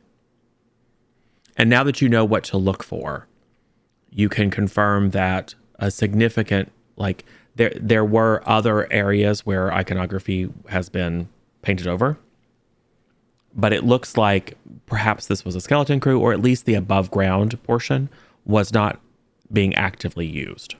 It is designed for a much larger population of people. Now, they could all also be in the underground portion. Don't know. But based on what you see on the CCTV, it looks like some of the structures that form this complex have just been sitting there. Or maybe they're being used as storage. But it's kind of a ghost town at this point. You're gonna try to use your super cool tech savvy that you were boasting about earlier to try to I'll call the do- elevator again. I'll do a bypass. All right. Target number is 9, unless you feel that it requires more sophistication. Make it an 11. So 8 on the dice is 12. Perfect. Yes. You activate the bypass. What would you like to do? Call the elevator to our floor, I guess. Yes, you do. Get in it. So, Phalanx, you feel the capsule that you are in begin to move. Okay. And I think I did it. Yep, and the girl from Ipanema begins to play. A few seconds later, you arrive, and the doors open, and then you are crushed against the side of the wall as Zortan maneuvers his massive frame into an elevator that was clearly designed to hold just a few people, not a I'm giant. tempted to take the next one. Yep. Yeah. But there's enough room that you can all fit, but it's a little bit uncomfortable. And you can probably, because you do have some degree of access to the elevator, you can tell that you are above the safety limit in terms of weight. We see this Because Zortan is thick with like 3 button C's. console. Yeah, it has 3 little equidistant scrapes around it, and then a massive puncture mark, and then shards of metal and tubing and wires hanging out of it. I'm not gonna say anything. And just, Thanks. Looks around and then like shakes a little bit of spare wiring off of one of its hands. Oh. I guess we go One of floor by those, floor. in my records, humans were along with dinosaurs. Humans are dinosaurs? Yep, that's. I think this is some kind of They had a dinosaur in here. yeah. Velociraptor. Must be those sick experiments they're running. It's true. They You didn't have stop to ask if they should. you have found Space Jurassic Park. Yep. No, you haven't.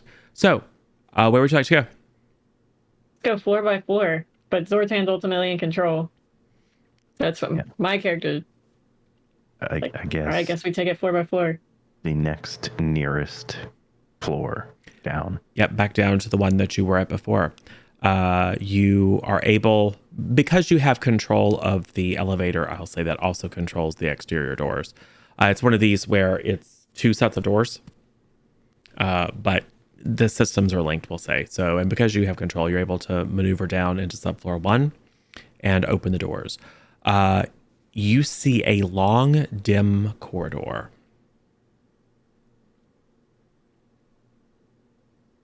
You take point. Talking to you, feelings. All right, I walk out there. I've got a light on my face. Yep, you do, in fact. It is, it looks like it's on, like, not emergency power, but all the lighting here is red, and there are some flashing lights. So it looks like there is some sort of alert or alarm. Weird. It's like there was a breach. Yeah, exactly. Must be all those dinosaurs. Yeah, let's continue down. Yeah, Any falling close doors on the behind. left or No, all the doors are on your right. The first door you come to is Lab 1. does the door open? No. Is it locked? It does not. It does not respond. It's got a little glowing disc of light where the two doors meet, and it's orange. And you go to manipulate it, and it just flashes orange. Yeah, I don't know what orange means. Well, you know it's not green, Right. and you know enough about Citadel, Organics. yeah, organic technology to know that that's basically just a locked door. Got it. I'm gonna break the door because I like to do that. Go ahead and give me a strength might.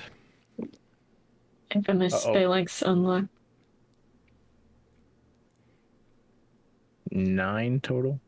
Oh no! So you punch in, and then you basically make big dents and scrapes in the door, but you are not able to rip them off. I look back at my comrades. This door is impervious to everything. It's okay, buddy. Even organics have performance issues sometimes. You know, We need the mech to open this. we do not need the mech to open this. The mech's not going to fit in the elevator. It'll make a new elevator. It was able to blow a hole in the floor, but See You if you can rip open the next door. you do have its power pack. You could set it up to overload. No, That would no, almost no. certainly blow the doors off. We need that for something else. That's part of Plan C. Oh no! I don't want to know. Let's just hope we don't get to Plan C. Zortan, can you unlock this?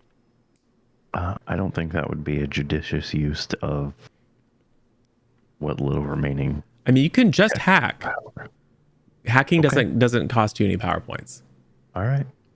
It's going to be an intelligence security. I tried to hack the door with my hand. 17. What? Aha! Yes, you are able to activate it. You're able to activate. You are able to hack past the security for this door. It won't open all the way because it's been very badly damaged. Yep. So you're probably going to have a hard time. I mean, you're going to have a hard time getting through doorways anyway because you're so large. But you're going to have a particularly hard time getting through these doorways. I'll stand guard while these two explore. Awesome. I'll shimmy in there. I don't want to touch anything though because I am not about to get some weird bioweapon infection. I'll touch I am stuff. not down. Well, what you see is a whole bunch of crates. Like this looks like it was maybe a medical laboratory, but it looks like it's in the process of, well, you probably can't tell whether it's being unpacked or packed, but there's a lot of crates that are either closed or open that are partially full of equipment. Do they have any like writing on them or like an inventory sheet stapled to them or anything? Go ahead and give me a perception seeing in particular. I think only Zortan has a focus in seeing. Yeah. He's got the great eyesight out of the three of us. Those little beady Yeah. eyes. 13. You do see a data pad. Okay. I'm gonna check out that data pad. Yes, and we'll say that because Zortan was able, it has the individual like user code for the person who was driving the mech. You simply just try a serial number as the password, and because Zortan has it, you're able to gain access. It is an inventory. It is an alliance inventory or alliance database of equipment that is being recovered for study from an illicit lab.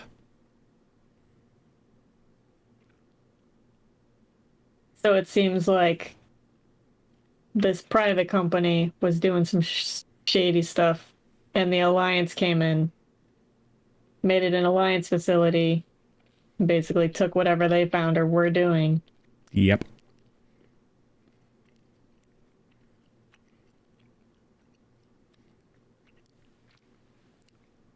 Well, who knows? They were probably going to use it for something shady. The Alliance isn't all good. They're filthy humans. Who knows? Yeah, they would totally use it to just advance themselves further. Of course. Yeah, of we course. totally need to exterminate them. Well, okay, let's pump off the gas. You were the one that told me to kill the one in the mech and then all the other ones, so let's just kill all of them. Solve all of the problems.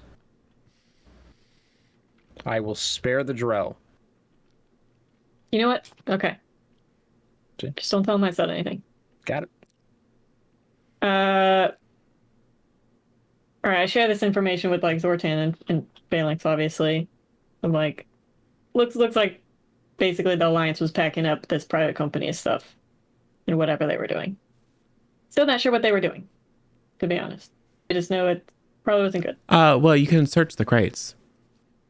I don't.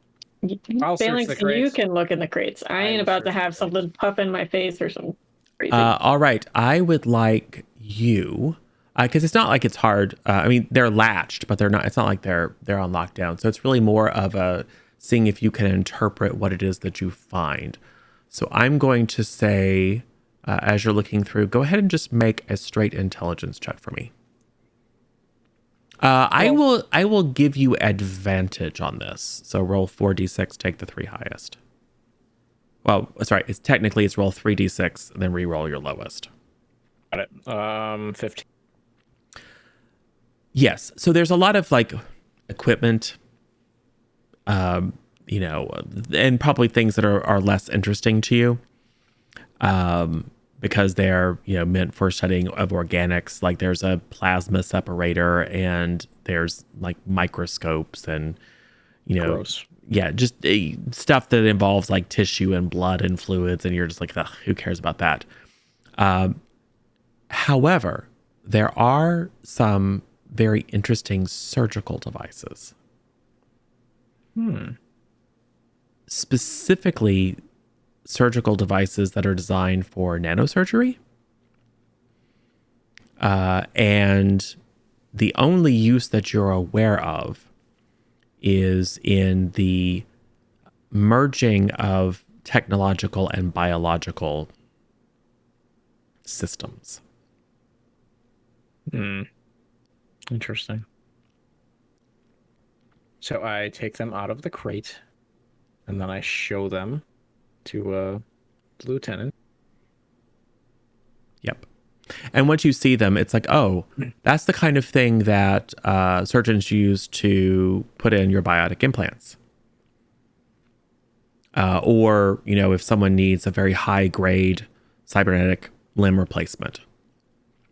But as you look at the quality of the equipment, it's almost certainly, it's much more like what you use for biotic implants. So direct neural interface, as opposed to the kind of grosser tools that you would use to just replace like a leg.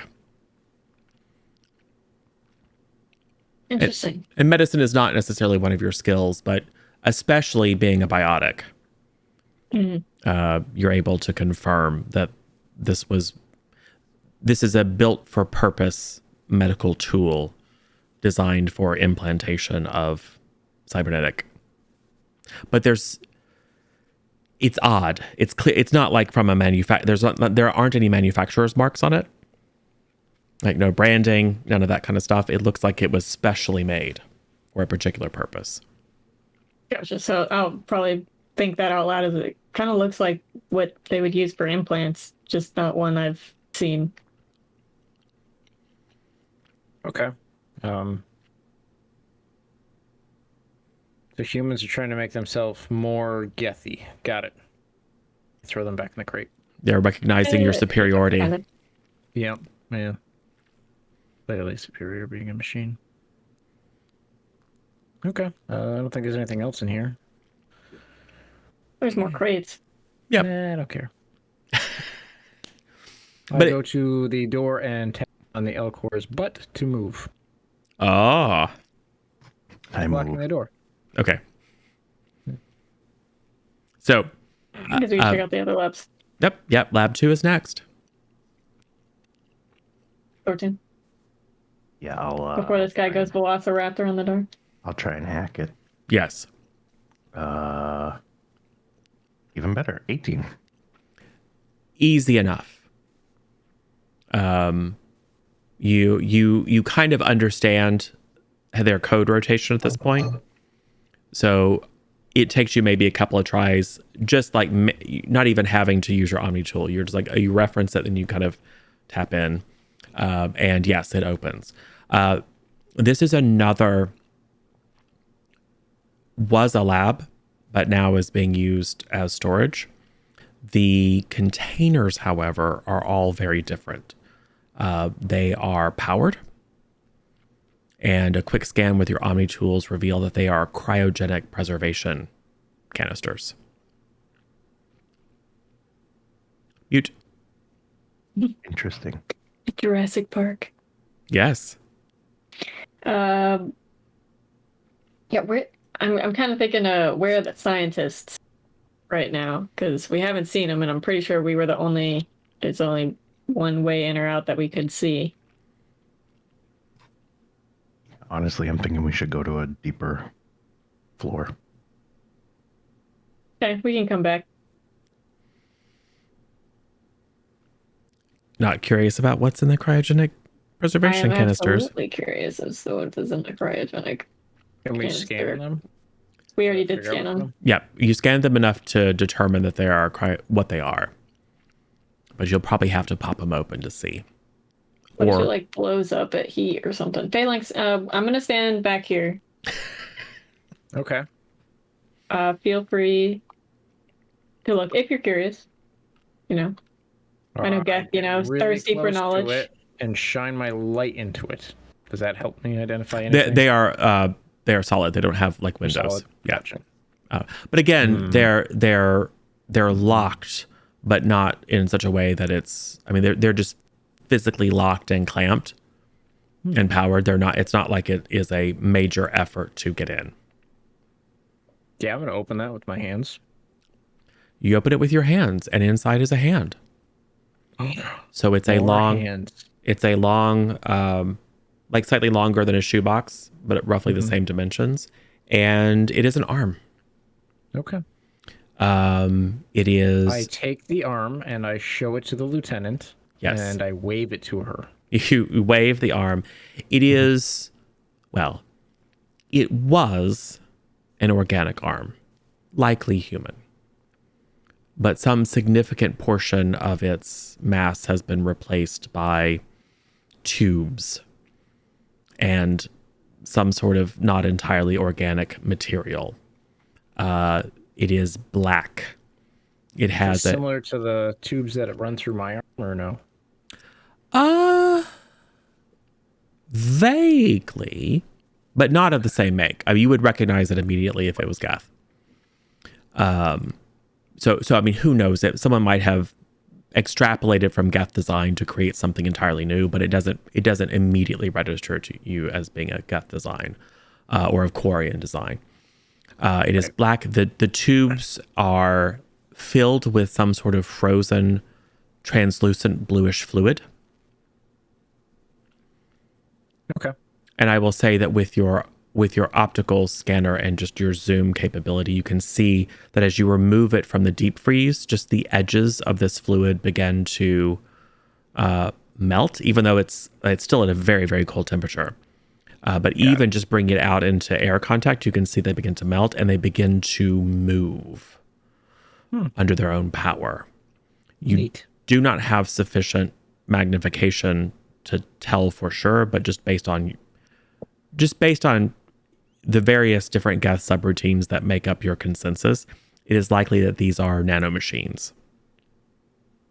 Or that this fluid is some sort of suspension to carry nanomachines. Okay. One of the fingers of the hand twitches. Ugh, gross. Put it back, Phalanx. What if we encounter the humans? I need to use this to do a greeting. You can carry it around with you if you want. I'm gonna carry it around with me. Oh, no. Okay. Keep it away from me. Then don't follow me in rooms. Do you examine any of the other crates? Yeah, I'll open another one. Maybe I can build my own pet human. Yes. It is, we'll say, set into some sort of like molded container are a series of eyes. Clearly human, but they also are filled with this kind of light bluish, slightly sparkly gel. And the irises are kind of silvery. They have weird, instead of having red veins, they have blackish veins. And the optical nerve looks to be... It's hard to tell because of the blending of technology and organics. But it is... Clearly there's been some sort of technological alteration here. But it's not a technology that you're familiar with. Got it. It's technology that in itself is somewhat organic seeming. Got it. I look over to the door where the lieutenant is cowering away from my arm. Yes. Lieutenant Kond, Mm-hmm. you've dealt with the humans far longer than I have, correct? I'd probably fair to say, given your Geth, yes. Do they normally have silver eyes? I don't think so. Maybe. I have a box full of them. Do you need any? I really don't. I know just that wanna, like, peek organics over do and- use eyes in some sort of ritual to make food, I believe. Like a What? soup. Eyeball soup? It was in a book. With their own eyes? I don't know. I don't eat. Is this good for coffee? No. Okay. Can I ask a player question? Yes. Are these similar to like husks? You don't know what that is? That's why I'm asking as a player. Yes. Okay. Do you open a third canister? The humans, like, growing more limbs? Like, what? Supposed to be, like, Well, they look to real have prosthetics or something? synthetic intertwinings to them. So They're trying to make I guess cybernetics? they're trying to make humanoid Geth, which is just silly because I mean, you're not that We are far away, Lieutenant Khan. You can see the arm. It does not look like any cybernetic you've seen before. Weird. I will open the third canister. Capsule, whatever. It is I think it's this gonna one be is more body roughly parts. cubical. It's in fact a head. Does it have eyes in it? Yes. It was human. He was about to put the eyes in there. Right? Here Just it trying to is. see which ones fit. It was at one time human, although it is greatly distorted and gaunt now. The skin is bluish gray. There are streaks of some sort of black fluid that have leaked from the eyes, nose, mouth, and ears. I hold up the head to her. Yes. It was surgically removed. Got it. You're not taking that with us. No, I have no need for a puppet show. I think we should find some people to interrogate. This Yeah. was one. Yes. I will ask it questions. It does not. It does not appear. It does not appear to be active. Well, I put it back in its box. Let's go check out other rooms, and maybe they won't have a bunch of frozen dead body parts. So I think they're just sleeping. it's possible. So, at the end of the corridor is Lab 3. No, sorry, main lab. The big orange light that's on the doors that lock them. Is there a handprint reader? Because I have a hand. Yeah, sure. I will put the hand on there that I've found. Whoop, whoop, whoop. Turns red. Alarms go off. Containment breach. Subjects attempting escape. Initiate. Lockdown. Oh, that's okay. Anyway, Clearly, they didn't want that thing getting in or out. out. Why would they Self-destruct not want other sequence. humans to get Ready. in or out? Oh, jeez. Now it's gonna blow up.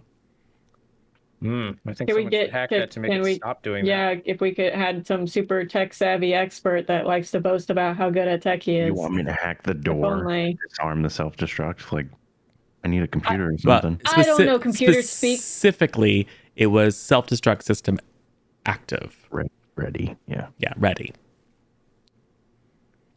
I think we should go to the lowest floor and try and find some people. Well, this is the main lab. Maybe they're in the main lab. It's the main place All right. where all the main things happen. Can I hack this door? You can narrator? attempt to. It's going to be a high roll, I imagine. It's going to be a because- higher roll because it has now the mechanism Do you has want to use my detected. hand to roll them? 12. No. I want to try and rip it off its hinges. Sure. Hold my hand. I'm not holding that. I will hold the hand. Yeah. You just reach out your giant thing, this thing, and it just vaguely twitches, like especially as it gets against the warmth of your Elcor flesh. It doesn't appear to be moving in any kind of conscious or intentional way. It's just more like it's reacting to change in temperature, and it's thawing. So, Yeah, that's going to be a no for my strength. oh no. I got double 2s and a 4, so no. So, I will say it's inevitable that you will eventually be able to break your way through, because you have the combined bonus of +5. You will eventually roll high enough to knock it through, but it takes a while. So instead of ripping them off, you're basically just battering away and peeling it back. It takes a good maybe minute of consistent effort. As you peel it open, someone's gonna try to shoot you in the eyeball. What? That's rude. I know, right? Scientists. Who gave the scientist a gun? Give him my hand. I'm going to smack him. You win, SJ. You found people. He rolled pretty well, but he has a negative to accuracy, so it's a total of 9. Does a 9 beat your defense? No, probably not. No. No, it doesn't. Your defense is 11. Yeah. So, you maybe catch the glint of a laser sight as it comes towards you, and just rapidly duck your head to the side, and a shot goes wild from a pistol. Okay, because I saw the laser sight, which is red, I'm going to turn to my comrades and be like, there's a Geth in there. I will talk to them. God, It's like, are you serious? Geth shoot better than that. That's true. Geth do shoot better than that. It's a drunk Geth. I will talk to them. Okay, Go ahead. go ahead. Hello, my friend. Calm down. These organics are friendlies. We do not harm them. Only the humans. You're Geth attack. You This sound like Geth, buddy. you can see a middle-aged human in a lab coat, peeking over what looks to be some sort of workstation, holding a standard issue Alliance pistol in his hand.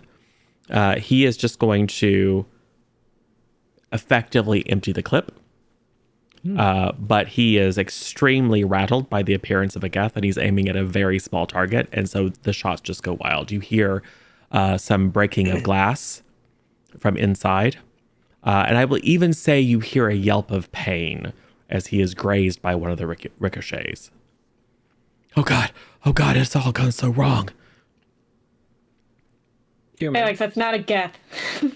It's a human. My bad. There was a miscalculation. 1 + 2 does not equal dog. Human, could you open the door more? The door is mangled. Yeah, the door is just you're fine. Yeah, there's no way. And he's just oh God, what do I do? He seems to be very out of it at the moment. Can I enter the new doorway? Yeah, you can certainly pry enough of it back that you can squeeze your oddly flexible body in. Yeah. Do not kill him. You know what? She doesn't. I don't understand. I go over and I'm just gonna remove the gun from his hand. He will shakily try to hold it towards you, but before he's able to get a shot off, you just pull it out of his hand. Perfect. I'm gonna follow in behind if I can squeeze through there without getting like scraped to head. Yeah, as long as you're careful. Okay. I'll stand Shields guard. on, you're fine. I can fit through the hole. Yeah, you're not going to fit through the hole. Is it just this one scientist that's in here looking around? Yeah, as far as you can tell. Hey, ignore my friend here. Don't worry, he's a hacked Geth. He's fine. If you don't mind telling us who you are, maybe what you've been doing here, the research. We found some stuff in the other labs. We're a little curious about it. Maybe you could expand. Who do you work for? I don't think it matters considering, I could pull out my shotgun. I won't tell you anything. You can kill me. I wave the hand. Ah, no. You've got to get that in containment. Nah, it's my friend. I'm gonna build a human. That's not a human.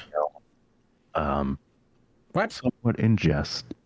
Like in jest. Like Yeah. jesting. Yep. Somewhat in jest. I can probably get all the information I need from his computer anyway.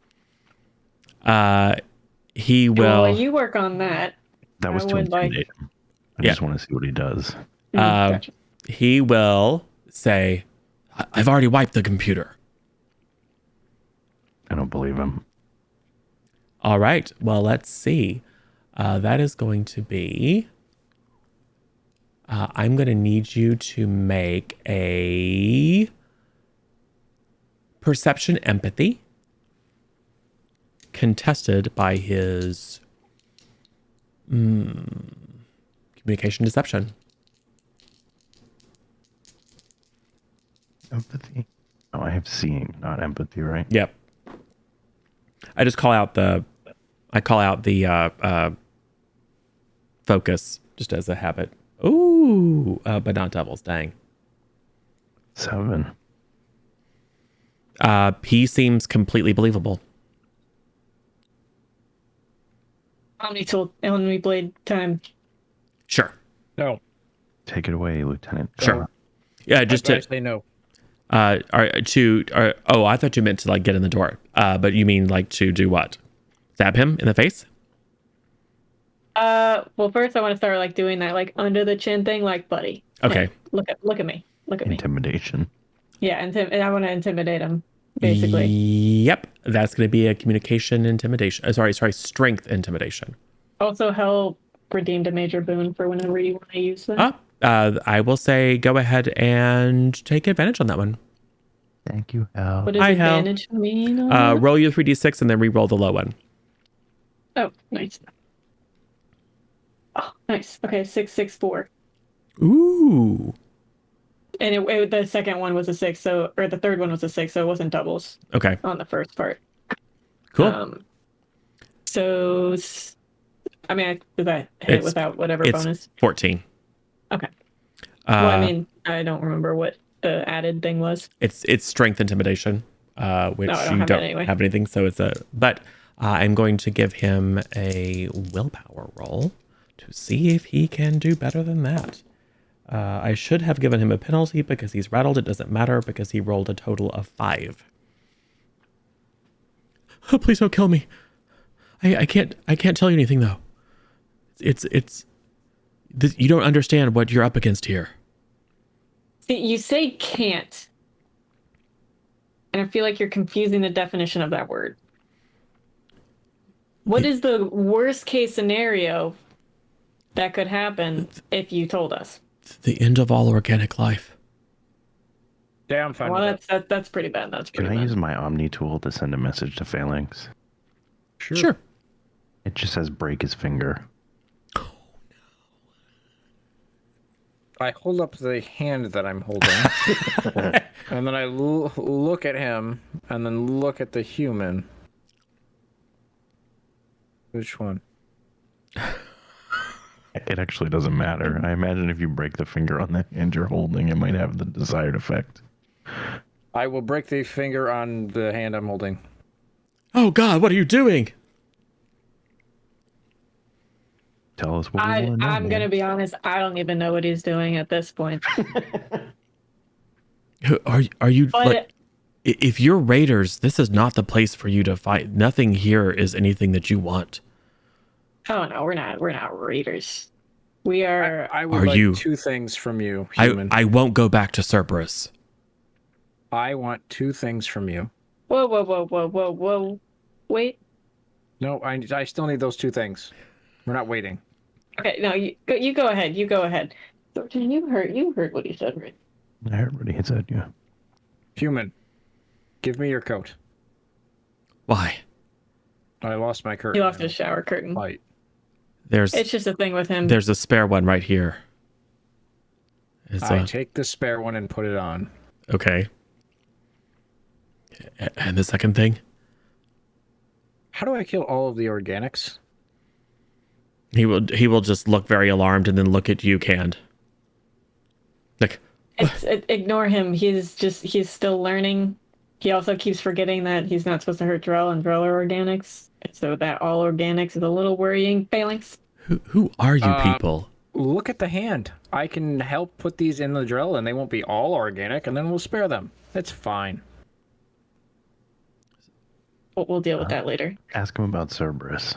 Yeah, you were saying Cerberus? You worked for Cerberus, as in past tense worked for Cerberus? You aren't Cerberus, are you? Look at us! Well, I mean, you don't Do know we what look human to you? you don't know what We don't know Cerberus what it is. Yeah, so we'd be like, Oh, what we is don't know what Cerberus? Cerberus is at all. But Okay. he's cluing into, oh, wait a second, these people aren't human. Yeah, like, we don't even know what Cerberus is. You don't want to know. I'm asking, so clearly I do. You better tell us something useful They're- real soon. They're Or I'll go out into those crates and just scatter them across the galaxy. It's no, you don't want to do that. They are a evil organization bent on human supremacy. I used to work for them, but not anymore. Well, as you can see, we are not great candidates for human supremacy. I don't. This guy wants to kill all organics half the time. I led the alliance here to one of the Cerberus research facilities where they were studying very dangerous xenotechnology. I was helping them safely dismantle this operation. Now that we know it's an alliance operation, we should run. It was an alliance operation. No, it till we was a killed- Cerberus. Till we, yeah, I mean it was, but then it also was an alliance operation before we killed a bunch of people. No offense, dude. We just, we thought we also got a tip on this this bad stuff that we wanted to put a stop to. From who? Don't worry about it. We ask the questions here. I would like to flick the finger at him. Okay. Phalanx, I've seen humans do this. We can do whatever you guys want. I think we should knock him out and get back to our ship. I think we need to blow this place up.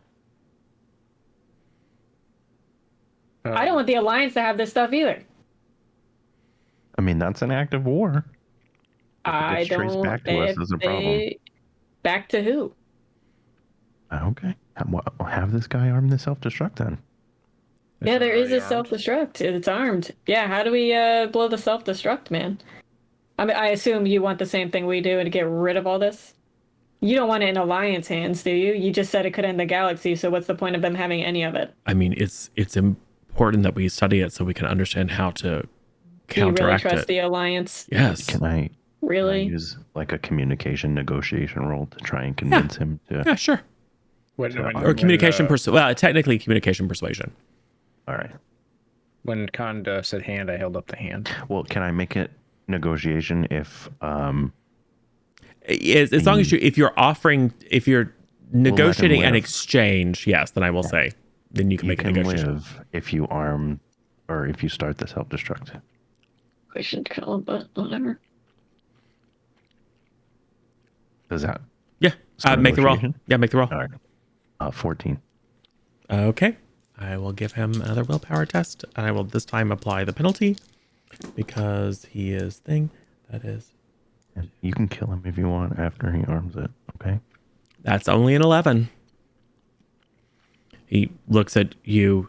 You people are strange. You don't know what you've gotten yourselves into, but if you're willing to leave every piece of this technology here and allow me to arm the self-destruct and then get me out of here and get me back to the Citadel. That wasn't part of the agreement. Wait, we'll get you out of here. It's negotiating. Yeah. I mean, we'll get you out of here. We're not going all the way back to the Citadel with you. Where are you going to take me? Omega. The nearest No. habitable whatever. No, I cannot go back to Omega. What did you do on Omega? Can we figure this out on the ship? All right. How long does it take for the self-destruct for you to arm the self-destruct, and how much time do we have to get out of here? Because How we long? have a vehicle. How but- long will it take? The blast radius is significant. 5 minutes? Can it be activated remotely? No. Do you have a self-destruct with a high blast radius and you want 5 minutes? Yeah. We'd have to go quickly. Okay, we'll wait in the car. You arm it. Yeah, Zortan needs plenty of time to get there. Can I would say based on your estimates, you have plenty of time. The specific timing is as unimportant. It's enough time for you to, with all haste, get back to the vehicle and drive away. Okay.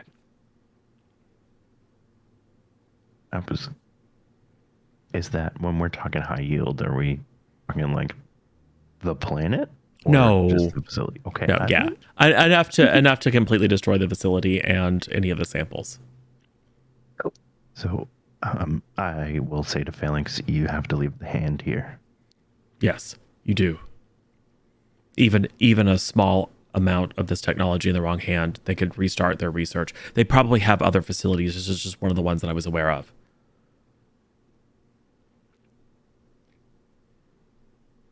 We'll get you a new hand, buddy. A better one. How am I going to build my own human?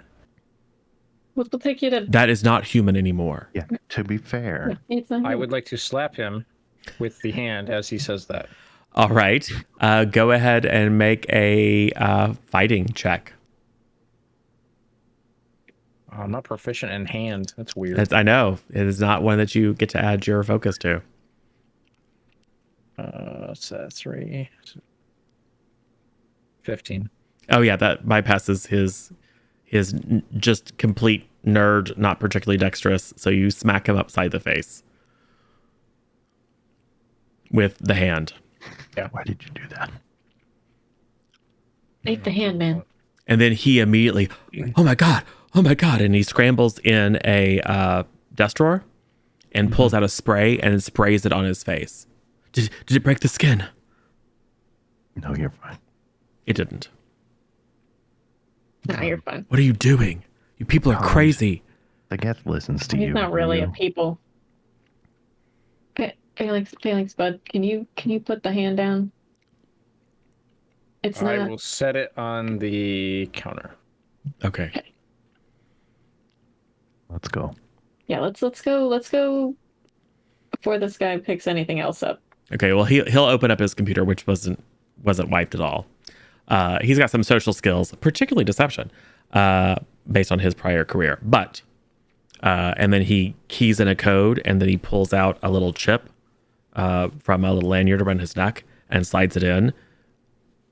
Self-destruct code accepted. Countdown 5 minutes, 4 minutes 59 seconds, etc. Got the entire thing. Red lights go off, klaxons. I assume you all, as hastily as you can with the Zortan in tow, move quickly and with purpose back to one of the vehicles. So we have a scene of you hauling this man away. He takes a few, I mean, probably have to drag him because he takes a few minutes once he's seen that you've broken into particularly lab number 2, just to double check and make sure that there's no other bits and pieces around. And will constantly ask, are you sure you don't have any of this other stuff with you? You're walking around with one of these things' arms. You can't You don't have take any eyeballs on you, do you? I don't have pockets. Oh wait, yes I do. I have a lab coat now. Yes. But I But didn't have them before. yes. All right. No. So, assuming you don't have any more of those items, he will allow you to drag him along. You get into the large vehicle and drive away just in time. There is an explosion underneath the ground. You can see in your rear-facing cameras that the entire facility is lifted up and then starts to collapse down, and then That was the pretty cool. entire thing is incinerated. Not Wait, quite. Jortan, did you get the CCTV footage It's all in your of army my tool. awesome biotic moves? Okay. Okay. All right, we're good. Nothing useful, but I got that. Although you could lie. Oh, sorry. Delete. Apologetically. Click. So yes, I mean, well, it's one of those very cinematic. The rear wheels of the vehicle kind of lift off, and you can see cracks in the ice forming. But you just skid to a stop, turn around and look back as this smoking crater where this facility lifted. I hope you people haven't set us back.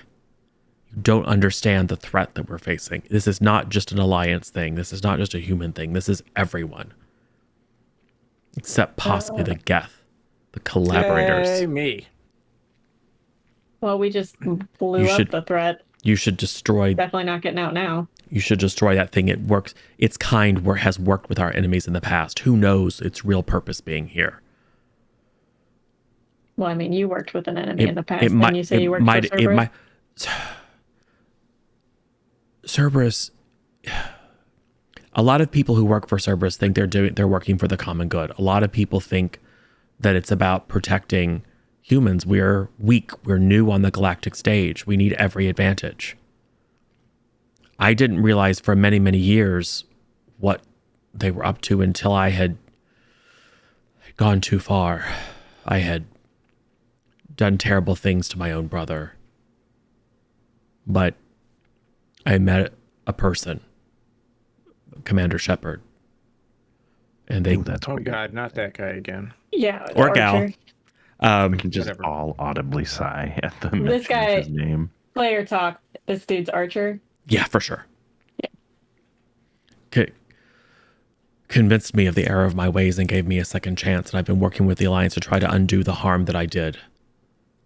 And when it became clear that Cerberus was studying certain very dangerous xenotechnology, I did everything I could to help to root out their secret bases and try to destroy everything that we could to bring back samples for study to see if there's a way to reverse what I think it is that they're trying to accomplish. So They're- studying bad, but then your answer was to study more. They're trying to meld. They're trying to turn this technology into a tool or a weapon. They think they can control it. They can't. Weren't you this chatty downstairs? I can stop talking if you'd like. No, it's fine. These two aren't great conversationalists, You're so gonna have to answer it's a to higher nice change powers of than pace. us, bud. Get Zortan getting super spicy. I don't like being lied to. Well, sorry. What are you going to do with me now? So can't really whisper, but I would like to, out of his earshot or whatever, suggest that we contact Cerulean and see if For guidance. we should just dump him somewhere or like bring him back to them. So you can get back to the ship. It is immaterial. You can, I assume you'll want to take off on the off chance that there's some sort of monitoring, or that, it is not beyond the realm of suspicion that someone might be aware that this facility has been completely destroyed. And there might be people on their way as we speak. Can we contact Cerulean via the ship? Yep. And Phalanx will keep the prisoner outside the ship while the other two make contact. Okay. And then just message me for what you want me to do with them. Yeah, I hope those other two guys got eaten by the spider bears. You're the conversationalist. Yeah, as you pass the snowdrift where you had the combat with the weird creature, yeah, there are some bits and pieces and some spider bear tracks. Cool. Can we contact Cerulean? 100%. I'm gonna do that. Report this kind of slightly shadowed Asari figure. So we infiltrated the facility. Seems it was previously run by a private organization named Cerberus. I'm not sure if you're familiar. Apparently they are obsessed with human supremacy and advancement within the galaxy. They were doing some pretty extreme experiments. We found some cryogenic crates that had strange human-ish body parts. Apparently no longer human. We found a scientist who we have outside right now that apparently used to work for Cerberus, but now works for the Alliance, who took over the facility and was packing everything up in order to go study it themselves. But we self-destruct, blew up the facility. There's nothing left. The only thing left is this scientist. So I'm not sure what. Did you recover any samples? No, we were told by this scientist it was too dangerous. The fate of the galaxy at hand. Unfortunate. It would have been good to understand more about this alleged threat. Well, he also said that it's very possible there's more of these facilities scattered throughout the galaxy. Interesting. Bring this scientist in. I would like to speak to him. Which to the Citadel? Here, into the ship. I'd like to see him. Phalanx, bring the Yes. scientist inside. How can you fare against spider bears? The native creatures here, they're Yes. terrifying and voracious. Can you fight them? No, I'm a scientist. That might not be in your favor then. Look, do whatever you want to with me. You've done the important thing, which is destroying the samples. Come on the ship. So you're not going to kill me? Not right now. Gaff. He will follow.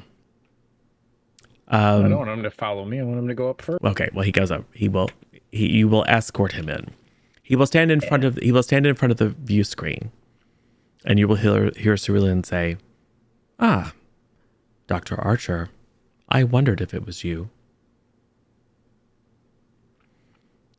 Agents, secure Dr. Archer for transport. We will question him.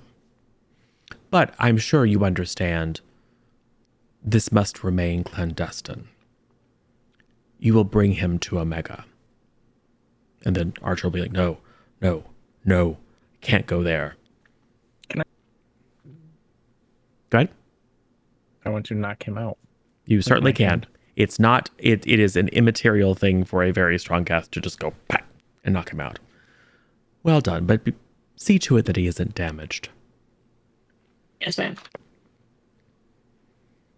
So we'll get him in some restraints just Yep. to make sure Yep. get him secured on the ship so he's not going anywhere. Looks like we're going to Omega.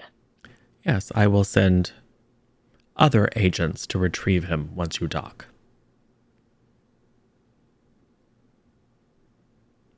We'll be on our way. Excellent. Okay. So, what do you do? As a Geth, I Pardon? want to use my intellect and look up all other specters that I know about. Yeah. Okay. I mean, you have all the subroutines. You have access to the computer system. What particularly was it that you were looking for? I just want to know the identities of several specter Yep. Easy enough. for when we drop him off, if we're dropping him off to the. Yep. Easy enough. So, gonna go to Omega. Yep. Cool. So, Any conversations or scenes? Yes, I would like to ask the Elcor how many drinks it takes to get him drunk, and if it's possible that I buy all of those drinks. I have no An idea. experiment for Omega. Let's find out. Well, there's a very famous bar on Omega called Afterlife. I think that's the only bar on Omega. Possibly. I think there's more. That was just more exclusive and difficult to get into. Nah, I'm sure I'll be fine with a science Geth. So, you make your way to the nearest mass relay, make a big long jump to another part of the galaxy, and then over the period of a couple of days, I'm going to say it takes you to, because you're in effectively a cargo shuttle. The person that was referred to as Dr. Archer has awakened, and as soon as he awakens, we'll begin pleading with you not to take him to Omega. I am curious as to why he doesn't want to go to Omega. Okay, you talk I'll to him. probably I'll ask pilot him. the ship. Yeah, You can put it on autopilot. just don't take it off autopilot. Pretend to fly. What is your deal with you and Omega? Why Omega? Look, I don't know what she's paying you, and I don't have a lot of credits or anything like that, but you don't understand.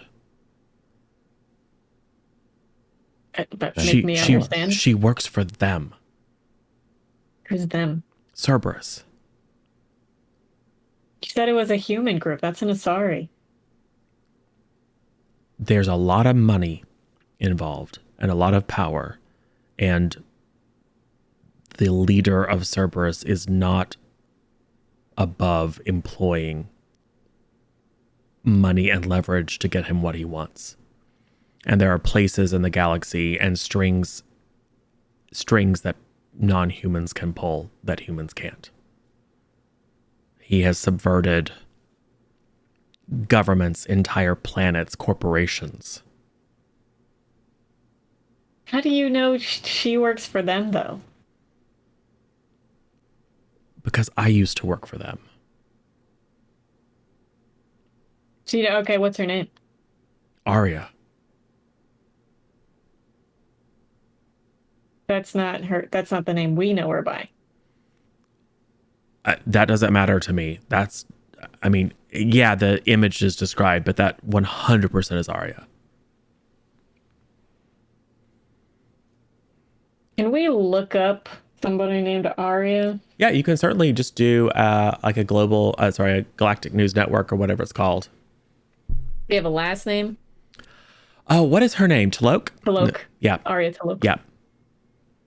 All right, let's look up Arya Talok. Yep. Pirate Queen of Omega. Does she look exactly like the person we? She looks like an Asari. So yes. And you've never seen her face. Right. And you know that the voice is mechanically or through software attenuated, so it's not super recognizable. Yeah, but he seems super convinced. And will even say, think about it. I don't know who I you. bring the human a coffee. He'll kind of go, oh, thank you. Take it and drink it. Oh God, this is good coffee. I haven't had coffee in weeks. It's like, think about it. I don't know who you, if you don't know that you're working for Arya, I don't know who you think you're working for, but who else would know of the existence of a Cerberus base other than a Cerberus operative? Who else would hire 3 extremely weird mercenaries to come out to like a very undefended, like momentarily undefended base? What were you told to do? We were told that some bad stuff was happening, and to make the bad stuff stop, to use any means necessary to. Wanted to get samples. Yeah. Had a sample, but you know what? Somebody let me leave it behind. It's Now I it's can't really build starting to make Timothy. me nervous, mainly not because I think I'm weird, but because of those two. Right. You're starting Then to I'm like, maybe they have a point. like you know, part of the deal was that you can't talk to anyone about being a Spectre, Right. including anyone on the Citadel, because it's super secret. And you 100% are a viable Spectre recruit. But these two? A friggin' Geth? Especially this guy. Yeah. Yeah. Prime candidate. There is a human term you have heard before that springs to your mind, which is plausible deniability. I had no idea what that means. It's a human term. Yeah, I don't understand that at all. I mean, I can understand why the quirky candidates for Black Ops, because nobody would believe. But even I have a hard time believing the Citadel would recruit these two. Me, obviously. Yeah, for sure. Them. Maybe Zortan for like a desk job as a Is programmer. this external dialogue here? Because I opened the canopy for you. If it weren't for me, you would be You also didn't let me drive. Atlas mech food. Wow. I would have gotten out eventually. I made the coffee and flew here. So You did good. this is your internal monologue. Yes. And he's sensitive enough to just read the, I guess, expression on your face, although I don't know how expressive all faces are. But it's like, think about it. This isn't right. I don't know who you think you're working for, but if they have me, they'll have everything that I know. Everything, all of my discoveries and work for when I work for them, and they'll know everything I've told the Alliance. As a player, do any of our characters, specifically mine, know about the Shadow Broker? Everyone kind of knows about the Everyone Shadow Broker. everyone kind of knows about the Shadow Broker. I would like to take the lieutenant aside, away from the prisoner. Okay. Or let's say the lieutenant needs. I need to think about this, and comes out. Yeah. Yeah. Right. I hand her coffee. I'm going to update them on kind of what basically he's saying and who we worked for, and kind of show hey, this is who he's saying this person is. How sure are you guys about who this person is and this is a legit thing?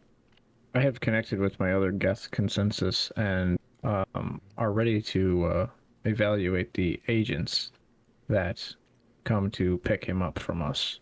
If they are not part of the Spectre program, I will know. Well, it is possible that this person that we are working for could be a portion of the Shadow Broker. maybe, but Probability. I don't know. This whole thing feels. For your past missions, like this? What were your past missions like? Mine? Yeah. I was mostly a Geth, a stormtrooper. Our consciousness is passed along, though. What Yeah. about you, Zortan? What kind of missions did this Cerulean give you before this? I'm sorry, I don't feel like doing the voice, but we'll say like infiltrating compounds or like the finances of organizations that they said were, evildoers and reallocating those funds Yep. elsewhere. It was a lot of corporate espionage and, well, if it weren't being done on behalf of the Citadel, it would be white collar crime. Undermining certain corporate entities, stealing their patents and technological secrets, and siphoning funds away from them. Phalanx was formed as a consensus due to a communication, ostensibly from the Citadel Council, requesting another representative of the Geth. It was a direct outreach from a representative of the Citadel Council of the organics government, requesting a unit that could be trained and fit for purpose to observe and serve alongside. And the Geth are very aware of Spectre Shepherd and have great respect. And it was the consensus that this was an opportunity. But you have had no interaction with any member of the Citadel or any other Spectres until you began this mission.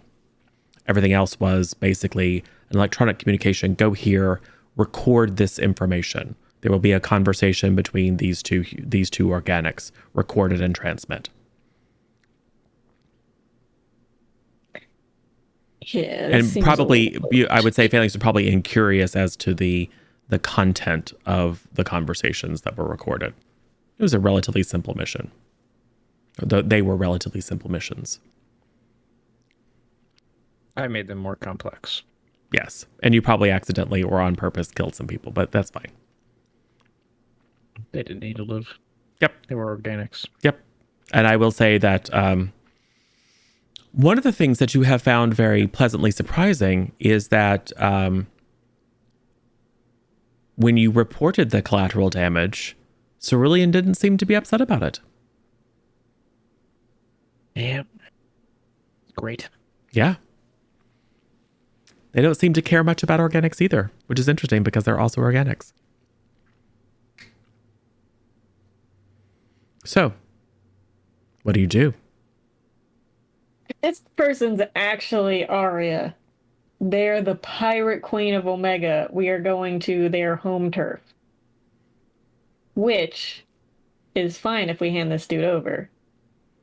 I'm sure we'll be able to go on about our business with them thinking we're going to keep doing whatever their missions they give us, especially with the great success we've had. Wouldn't be surprised, no offense, Phalanx, if at some point, given these technological experiments they're doing, one of your missions might end up with you in a lab. One of their labs. Impossible.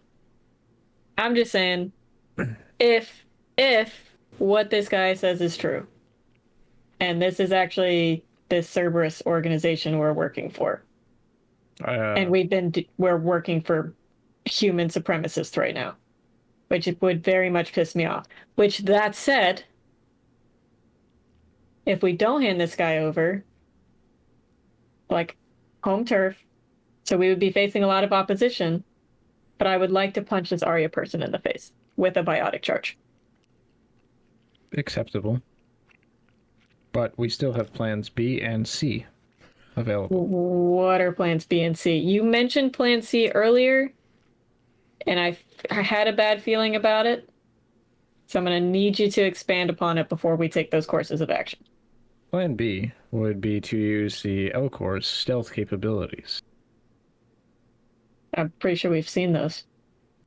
Yes, but he can turn Okay. invisible. It helps. Especially if I get caught, he can save me. But if I get You have a caught, lot of confidence in his rescue abilities. No offense, Ortan. I'll cloak. Just socially, I'll just cloak for a second Right. and then uncloak. see? Didn't even know he left. Never mind. What's Plan C? Plan C is to use the power pack that we took from the mech and detonate it. On Omega? Yes. I mean, it'll cause a lot. It won't destroy Omega, but it would definitely cause a lot of damage. We can potentially strap it to the prisoner. Kind of curious as to what I would kind of. Or Actually, I stopped myself from saying what I was about to say because I'm thinking something else that's not along the lines of what they would probably want. Or I could hold on to the device and detonate it in close proximity to this Aria, preferably while jumping through a window. Fine with that. I'm thinking it's going to blow him up too, but I'm not going to say that out loud. I mean, it will. Yeah. So, I mean, it will. you know, There's other guests. I can just transfer my consciousness. That is true. I mean, it would destroy your frame. Yeah. Geth are immortal, like penguins. that's if we get there, though. I assume she said she's sending agents, so we have to be able to take out these agents first. And then she'll know we're coming because we didn't just hand him over to these agents. How about we just hand him over with me? Could we And verify the somehow stealth person. that this guy works for the Alliance? Could we what? Sorry, say that Can again? we verify somehow that this guy works for the Alliance? You might be able to. Like I don't he's who have he that. says he is? And if he is a member of the Alliance, are we going to hand him over to whatever it is that we're doing? I mean, I'm not questioning he's part of the Alliance. Okay, well, the Alliance is a member of the Council. Yeah, well, that's I mean, Can it's we call true. the council? that is true. There are certainly avenues to get in contact with. Not quick enough. Oh no, I mean, you can do it from the ship, And just get straight through to the council? not directly to the council, but there are avenues you could pursue. I know one avenue, but You you can will maybe not ask like this Archer guy if there's an avenue we could go through. it. Or we just call. We get the receptionist, as I believe the humans call it, and we just tell her or him that I am the Overlord Geth and demand an audience with the council. So, It will totally work. It actually might. it might work. It also might have someone like trace our signal and we're just shot out of space. But if we do it while we're near Omega, they will not know which ship to look for. And your plan is to run around Omega, Arya's home turf. No. You just mean in I'm the saying space we near. dock, or we be in the space nearby. They will know Gotcha. we're at Omega, but won't know where we are. But won't Arya know believe we're this at guy or not? Omega? I don't know. That's the thing is, the more and more he spoke, the more and more it made sense that there's no way the council would recruit you guys to be Spectres. I agree. There is a 86% chance that the longer anything or anyone speaks, the more believable it can become. That does not does matter if not they're hold organic true or synthetic. because the more and more you've spoken, the less and less sense you've made to me. QED. Empathetic response. Yeah. I do not like that. We I'm either gonna go need to over- verify what Cerulean's telling us is true, or we need to verify what Archer's telling us is true. So on the basis of just your, I mean, you certainly, Lieutenant Khan, you have had ambitions for a long time to be a Spectre. Right. And it was, I mean, maybe now, maybe a little bit too good to be true, that you were plucked from an obscure arm of an obscure organization and an obscure race, but whatever. But you're aware, that, I mean, if you want, you know who Captain Anderson is. And Captain Anderson was a close ally of Shepard. I mean, I think getting a hold of Shepard might be a bit of a challenge, because who knows where Right. Shepard is. Otherwise, I would have done it by now. Yeah, but Fangirl. from an Alliance perspective, Captain Anderson is theoretically accessible, as is the Elcor ambassador. Right. Zortan. And also, maybe my military connections can reach out to the Alliance military to Yep. get a hold of Captain Anderson, You possibly. you have. I mean, it would come down to a role, but you have resources. If your desire is to, well, you could also just fly to Omega and see what happens. But if your desire is to validate one or the other potential truths, there are certainly things that you can do that can be done just simply through FTL communications. They are Hey, not. Zortan, is anything on this ship listening to us? I was just about to say, now I don't need to have you roll. This ship was provided by Cerulean. Exactly. And you know that your performance is monitored. However, you also know that, or at least she didn't appear to be aware of what happened on the planet until you told her. Yeah, it seems like we were monitored more so, at least like on the Citadel, that one guy You- might have been like an agent of them. Yeah. You Right. you were really sure someone was taking video recordings of you as you were boarding the ship. I mean, it's not like that could be documentary evidence of your guilt as a way of throwing off suspicion for someone else or anything like that. Nothing like that. But the good news is that those records were wiped, I believe, by Zortan. Yeah, those records. Yes. All records. But the records, Yeah. the records of Zortan breaking into a variety of different corporate entities and stealing their intellectual property and funds probably still exist somewhere.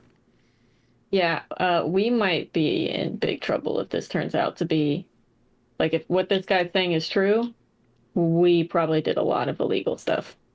My government will probably protect me because they, What kind of pull do they have? I mean, that's true. But I mean, if I go to my, like, I don't think, They won't. like, I'm not just acting on my own. I was kind of not sponsored, but like, you know what I mean? I think they believed it too. Your government doesn't have any idea that you are a Spectre in training. Oh, see, I was thinking it was like a part of the like, what do you call it? The compact, and like they shifted it to be become a Spectre, but because then I would have broken the compact to become a Spectre. You aren't. You can. I think the important parts for the narrative are, you believe you are acting in accordance with all requirements, but part of that process is that what you're doing is very secret, and you are not Right. allowed to speak to any member of your military's hierarchy about it. You Gotcha. have been assured that your participation in the Spectre training program was approved at the highest levels of your military, but you have no evidence that that is the case. Gotcha. And we're likely instructed to file the necessary request to be granted a sabbatical. Gotcha. because no one can know that you're actually training as a Spectre. So there's a paper trail suggesting that nothing of concern is happening. Yeah, I don't like that because I am very I really want to be a Spectre and have a great reputation. I've built up a good reputation in the military, and now I feel like I'm a fool and I've been duped by a human supremacy agency of all things. So I'm like torn between like letting my government know and trying to solve it myself. And I don't know which would be worse. Because Well, originally I was toying with the idea of like ditching these two and taking Archer back to my people. just blowing them out the airlock. I mean, you know. Wow. We'll swim to the nearest planet. Yes. Or planetoid. Or just wait until you get captured in a gravity well. So, I mean, you're on the way to Omega now. Yeah. So what do you do? I'm gonna ask this Archer guy.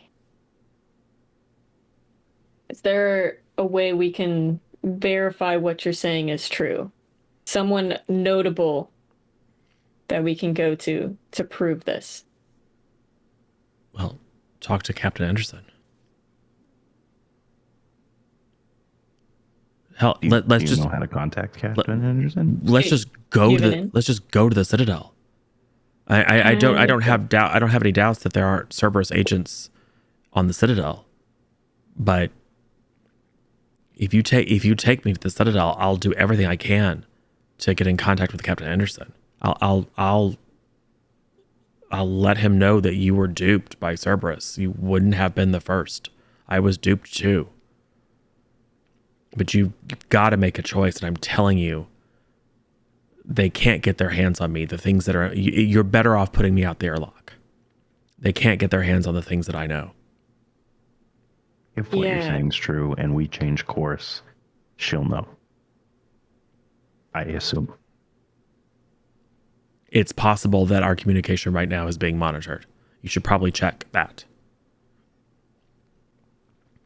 I'd like to run a diagnostic of the ship. Yes, I think collectively you can both collectively make an intelligence computers check, or security, probably intelligence security. I forget how to play. 3d6 for Phalanx is just straight 3d6. Mm-hmm. For Zortan, it is 3d6 plus 2 for your intelligence plus 2 for your security focus. So 3d6 plus 4. 15. I got double sixes plus 2. Ooh, all right. So, yes. So I'm reducing the difficulty, and so the double six is that 2 stunt points?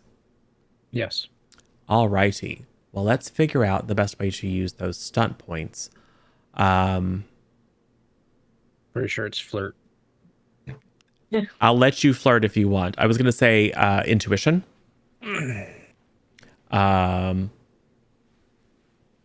Or flashback. Flashback would probably actually be the best. Yeah, I'll do flashback. So, Zortan is searching through the computer systems, and 100%, like you know that there are encryption subroutines and like rotating access frequencies, etc., that were designed specifically to allow you to securely contact Cerulean. You aren't finding, however, any like hidden cameras or mics or any other ways in which the systems of the ship have been tampered with beyond this highly encrypted communication subroutine. Phalanx, you're not the best at organic systems, but you're very good at remembering things. And as you see Zortan, and I think actually it's perfect that you remember this. I think you're the only one that got a clear view. as you see Zortan leveraging his Omni tool to scan through systems, etc., and look for hidden devices, etc., it strikes you that it is a very familiar model. You have seen one model of Omni tool like this before, and it was on the arm of a dock worker at the Citadel.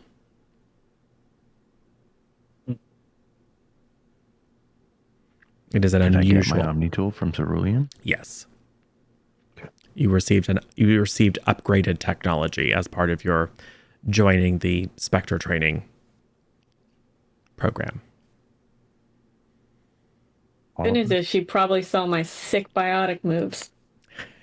Yeah, well, now I'm wondering if she's monitoring our Omni tool. Well, who knows? I mean, this is just something that Phalanx sees, and Phalanx is very Quirky. yes.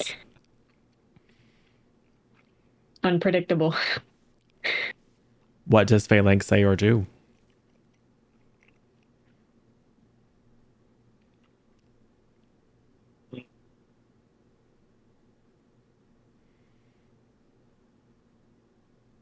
Nothing, apparently. Phalanx just watches Zortan.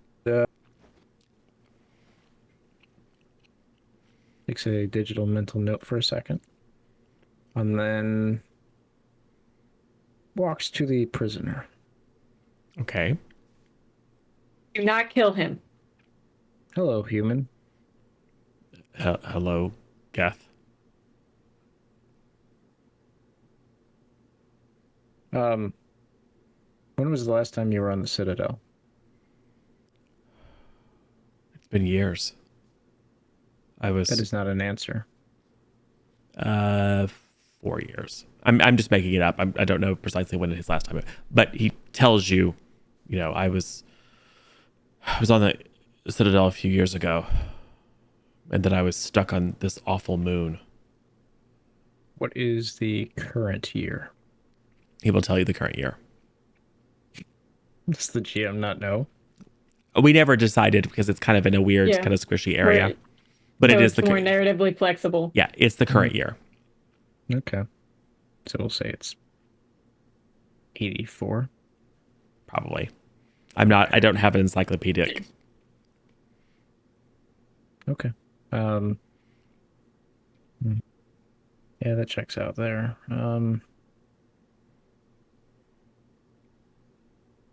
Writing this off as another weird phalanx exchange. Silly me, I thought you were going somewhere with this.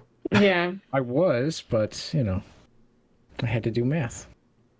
Look, I'm going to go. I want to talk to them away from Archer. Yeah. So in meta, the timeline stacks up with Project Overlord and the decision for him to have a second chance. And there is, in fact, Mass Effect fiction wherein he, and I'm taking some liberties with it, but wherein he tries to redeem himself. Right. 3, Okay. he ends up with Jacob's crew, right? I think so. And Yes. and there is Mass Effect fiction where Arya works with Cerberus. Yeah. And specifically trying to recover him. So it's a little bit of a mashup of things that don't really make perfect sense in the fictional timeline, but then again, the books don't necessarily align with canon perfectly, particularly a couple of them that are at least maybe not the best quality when they were initially published, but anyway. End meta. Okay. Yeah, Phalanx goes with the lieutenant. Personally, from a military perspective, I have a lot of respect for Captain Anderson. Yeah, secretly, I'm a little bit of a Shepard fangirl. I don't say that out loud. I would like to go to Captain Anderson personally. What is it that you guys want to do? Your vernacular strikes me as odd. How do you mean? The captain is no longer a captain. Oh, he's an admiral now? He is a Citadel counselor. Oh, he's a counselor. Oh, well, yeah, depending on the timeline, yeah. Yeah. But yeah, I would like to talk to Counselor Anderson if this guy can get us an in with him. Yeah. So we'll retcon it that he knows that Anderson is on the council, but dealt with him in the past when he was a captain. Who knows? Whatever. Yeah. Well, yeah, that makes sense because in 83 to 86, he's a counselor, and 4 years before, he would be a captain. Okay. That doesn't need a retcon. It's fine. Perfect. Yeah, I would definitely, especially because it rubs me the wrong way that the council that has a human counselor, unless they're fractured and operating on their own without other counselors' knowledge, would have us attack an Alliance facility. No. With a former military member on the council. Right. It doesn't add up. I don't know what your votes is, but that's one vote. You know, majority. I mean, Archer, that's 2 votes. We have a problem, Lieutenant. What's the problem? If we land on the Citadel, we need to find a different bay than the one we started on. And we will have to come out with our guns. Maybe we might be able to get some sort of communication going ahead of time. Possibly. To get through. The dock worker that we you told me to not kill. Yeah. He had the same model Omnitool that Zortan has. Zortan, where did you acquire your Omnitool? As Elcor do not usually have them. It was supplied to me by Cerulean. She has spies amongst the Citadel. Which Archer did suggest. He did, yeah. Maybe we can have CSEC meet us out there. Say that we have a high value person that needs to see Captain Anderson immediately. Or Admiral Anderson. I think it would be better if we contacted Anderson from the ship. And then, absolutely. And then took Archer to a secure space. If everything checks out. The Citadel, which clearly has spies. Let's see if this Archer guy has any means of communication with the counselor or someone that can get into contact with the counselor. Assume there's some sort of alliance chain of command that can send this up. Especially something this pressing, because I'm sure they don't want us to turn this guy over to Cerberus. Which if they don't get us an answer quick enough, we could say we're going to do. Because we're operating on the information we have, and if they can't verify it. You guys good? Yes? No? Good? Yeah. It's fine with me. Majority votes. Failing, so I'm not waiting for an answer. All right, I'm going to go over to Archer. Okay. Do you have any means of getting into communication with Counselor Anderson? Not directly, but I can communicate with my contacts in the Alliance. Yes, could we get those contacts? I get the hesitation, but we have to verify who you are and everything that you're saying. Yes, he will give you a name. A captain. Okay. Captain Smith. All right. See if we can get into contact with that guy. Yeah, I would like... so, Zortan, do you do anything about the implication that perhaps your Omnitool is compromised?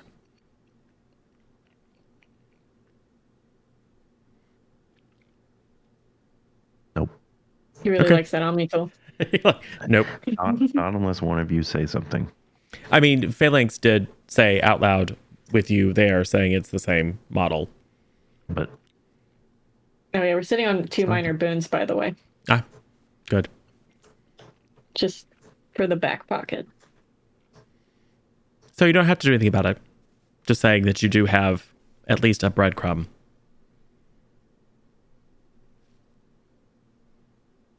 You're just like, nope, my Omnitool, I don't care. Yep. Okay, that works. It doesn't even occur to me unless someone else brings it up. Okay. You're like, oh, what a coincidence. Yes. Zortan. Yeah. maybe you should disable your Omni tool, Why would I do that? as it came from the same place that the dock workers did. It may be used for nefarious things. But it's really fancy. Can I just I? told you to turn it off. I didn't say throw it out the airlock. All right, I'll turn it off. Okay, so you deactivate your Omni tool. I'd like to Okay. do a diagnostic on his Omni tool to make sure it is actually off. I could have done that. Not if it's off. I mean, I could have run a diagnostic on it to make sure it wasn't like I'm sure it- compromised. Phalanx gonna phalanx, man. Yep. It's gotta let it happen. So Do it, or yeah, I'll take a hand. go ahead. Go ahead and make an intelligence computers, which is going to be a +0. Yeah. But you can add 2 because of the boons. Or you can choose to. I'm not going to make you do it. We'll see what you roll. Like if you roll a 3, don't even bother using the boons. But Okay, so I got a 9 without the boons. so bring it up to an 11. It's hard to tell because it's inactive. I just want to make sure it doesn't have any subroutines where it's like in some sort of subtle online mode. Or I will say it's hard to tell because it's inactive. okay. It's just like effectively like a metal band at this point because Right. Zortan powered it completely off. But Right, but you I, aren't detecting like any Subroutines or transmissions or any power signatures from it. It looks like it's just off. Okay, good enough for me. Yes. It, like the coughing machine, is off. Lieutenant, you can make your call. Yep. And I think you're Zortan, if you think about it, something overt, like some subroutine running when it's not supposed to, is likely something that you would have noticed, or unusual power draw, or anything significant. So if there has been alteration, it's likely to be subtle. Like it is probably likely that if someone tampered with your Omni tool, they would probably tamper with it in such a way that using your Omni tool to detect the tampering would be very, very hard. But you would likely know, even just using ship sensors, if it was like, for example, actively broadcasting. Mm-hmm. So, but there are things you could do. You could certainly examine the mechanism itself without powering it on to see if you can detect any strangeness. You are still, however, on the way to Omega. I suggest we not change course until we've Don't want to tip them off. Right. until we either get real close or we get confirmation that we're changing course. Okay. Maybe the Alliance can send some help.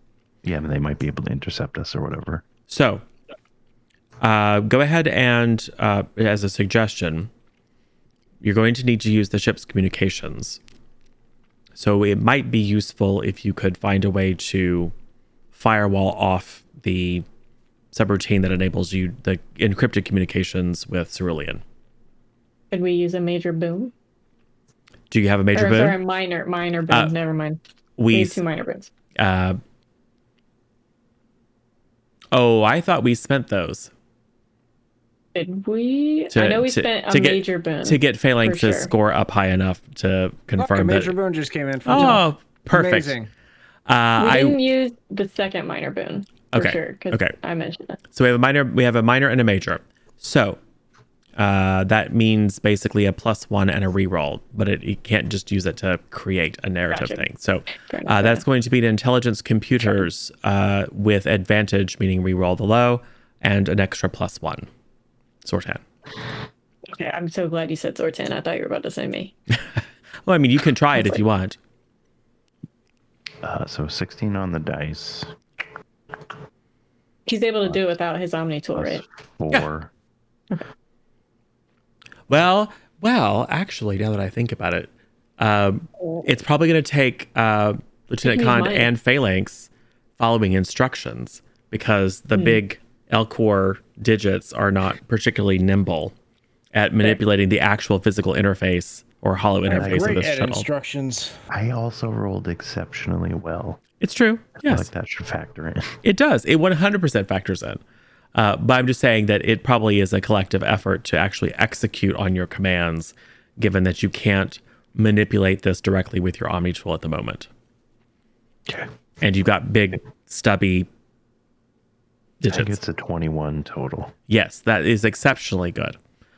So not only do you feel like you have walled off or compartmentalized the subroutine that enables the secure contact with Cerulean, but you've effectively put it into some sort of loop, feeding it just in case, like feeding it fake telemetry or something, so that it can't detect that you are using the communication systems without it being active.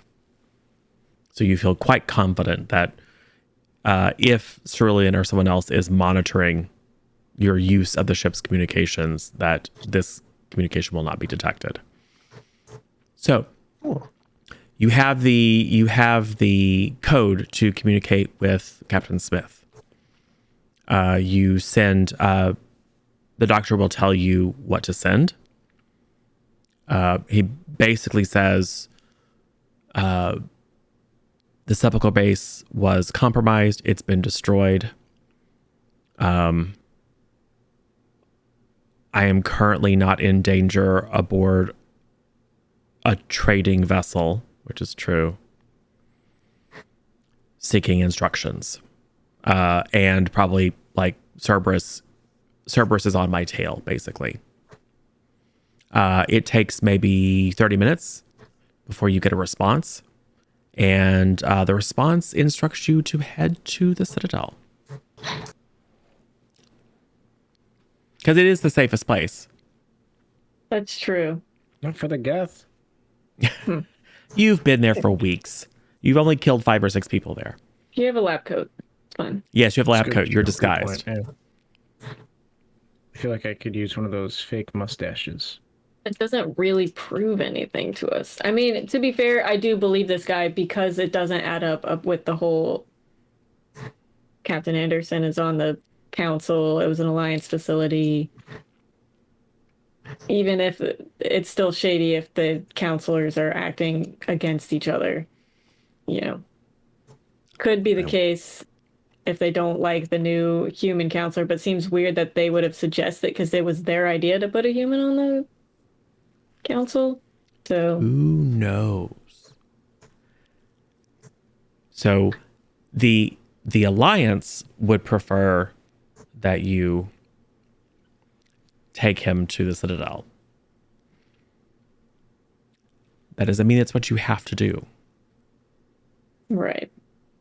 If this is as monumentally important and biblically apocalyptic as this guy says, then I would think the Alliance would send a ship.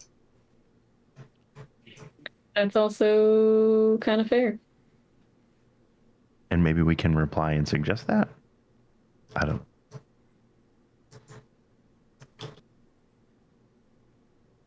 We could. Well, we could say that. I mean, he said Cerberus was on his tail and they still want him to just go to the Citadel. What if he got intercepted on the way? Exactly. And we just called whatever phone number he told us to call. Yeah, what's the deal, Archer? They don't like you? What? The Alliance is concerned that our activity somehow got to Cerberus. Smith is a good guy, and he's read in onto some things that, like, not everyone in the Alliance even knows that I exist. They certainly don't know anything about my previous projects, or some of them don't even know that Cerberus exists. Or, I mean, well, obviously, if what you say is true, Cerberus has gotten to you. Yeah. I mean, I don't know. Maybe they're worried that ship movements are being monitored. Maybe they're worried that there's a Cerberus plant on whatever ship they might send. They certainly aren't going to send one of the flagships of the fleet, because that would certainly be noticed. I don't know, but we can't go to Omega. Yeah. But you totally can. You totally can. I know we can. Yeah, I'm not feeling Omega, to be honest. So I don't wanna Phalanx go to- will... Go ahead, Zortan. I was just gonna say I don't want to go to Omega, but he hasn't given us a reason not to. Honestly, Phalanx walks to the front of the ship and turns off the autopilot. Do we feel it? Oh yeah. Yeah. Phalanx, what are you doing? I am turning off I hate the it when he autopilot. takes. I hate it when he takes so long to answer. It's like He's got to he form a knows it drives consensus. me crazy. I have to communicate with all my other. 100 and Geth. some odd Geth subroutines. Yeah. Decide get the whether or not you're programs. going to answer me. This consensus is BS. All right. Why did you turn off autopilot? We do not know where we're going, and moving closer to Omega is not helpful. We will be farther away from the Alliance.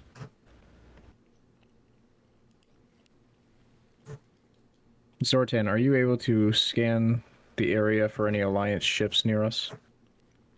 I'm not able to do anything because you I made me don't turn off my Alliance Omni tool. ships go. No, the ship has go out. sensors. I mean, we're headed towards like non-alliance space. Yeah. So I sincerely doubt there's any alliance ships in the area. You are currently I don't know where you are on the galactic map, and that even that shifts, right? But you are currently within Citadel space, but not by much. You're headed out of it. Yeah, let's not leave Citadel space. You are, however, closer to the Citadel than you are to, say, Earth.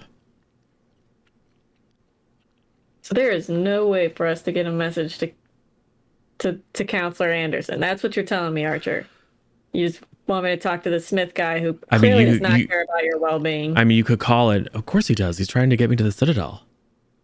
Not very convincing. And I didn't tell him that you guys were mercenaries working for Cerberus. I mean, that's a strong term. To be honest, if I told him that, he probably would send a ship to kill us all. Okay. Let's go to the Citadel. That was a very good point he just brought up. I mean, I'm not trying to protect you. I'm trying to protect me. If there's even one hint that I'm working with people who work with Cerberus, I'm dead. But you already worked for That's some. another solution to this, guys. We could just kill him. No, don't do that. Go about our separate ways. Back to what we were doing. Killing all organics. Hey, you know what? That was a bad idea anyway. They probably have footage of us doing all this ridiculous stuff. I was just floating ideas out there. You know, you put it on like the brainstorm wall. See what sticks. It didn't stick. I got it. Just go to the Citadel. If you bring me back, I can talk to Anderson. I can convince him that you didn't know you were working with Cerberus. Clearly we didn't, if this is the case. Exactly. And you know, I don't know. I mean, it's maybe he could find a job for you or something. That's got to be better than just being mercenaries. We're not mercenaries. I'm not going to tell you what we really are or what we thought we were doing, which had very...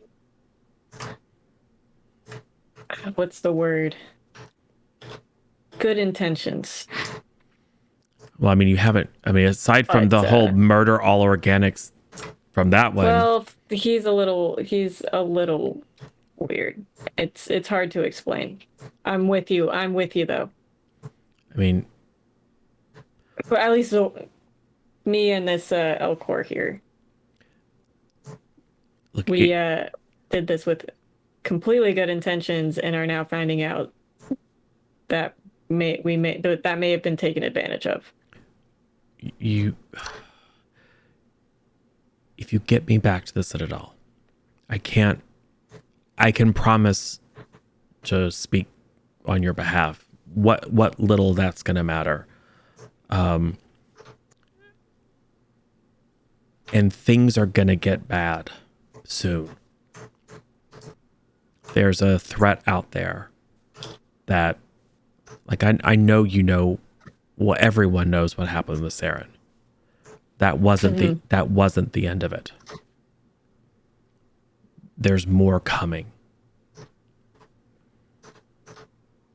And if you can infiltrate if you can infiltrate a Cerberus base, if you can track down, if you can show that you can make the right decision, we're going to need every hand that we can get. Maybe Anderson can find some way of compensating you or something. Yeah, I like I said, I'm not going to tell you what we're doing, but I would feel comfortable telling And Ambassador Anderson. maybe you can provide some intel into what Cerberus is trying to do. Yeah, I'm sure we're not the only ones that's probably operating under this precedence. I'll tell you from direct personal experience, they prey on people who want to save others and who want to do good. They take that and they twist it to their own means. It's just got heavy. Yeah, that tracks. Then why would they ask a Geth?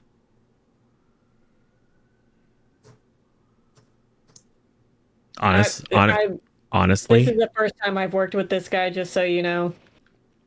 I was as surprised as you are. Honestly, my guess is so that if things went wrong, they could blame you. You were already blamed by the majority of organics for the events with Saren, and it took great intervention on the behalf of Legion and Commander Shepard and Ambassador Anderson and others to convince the galaxy that you weren't all the same. Finding out that there was a Geth at listening. Finding out there was a Geth working on behalf of Cerberus or working as an independent agent to cause havoc or working as an agent of the Reapers.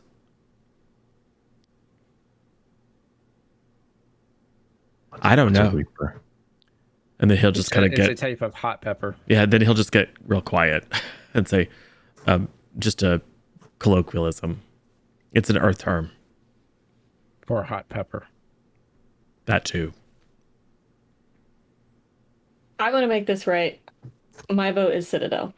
I assume Archer's vote is Citadel. What are your two Archer votes? doesn't get a vote. He's the prisoner. He is the same vote as me, so I'm gonna count it. I'm going to sit in the pilot's chair. So you just want to stay on the ship? We're floating in space. Citadel, Omega. What do you want? What is your vote? Citadel. Citadel. That's majority. I'm gonna assume you're the same. All right. He's already lied to me once. I just assumed bring him to Omega, but it's fine. Sartan is a straight up sociopath. He's Archer is skilled at deception. This It's whole true. thing could be a lie. It's true. It could be a lie. It's true, but it adds up. Is the problem. I agree. That's And why I'm not arguing with you. Even if he was lying about this, the other side doesn't add up. I think we're being lied to on the other side, regardless. We could be really awesome criminal awesomes. I mean, honestly, if my reputation gets completely tarnished, Oh, right. You're one of the good in my guys. head, Yeah. I'm probably becoming some badass pirate or something, or whatever, because I can't go back, And you're already working with it. or I'm not going back. So, well, you had 3 paths. Go to Omega, go to the Citadel, or just become criminals. Now you have 2 paths, which are, sounds like go to the Citadel, and if that doesn't work out, become criminals.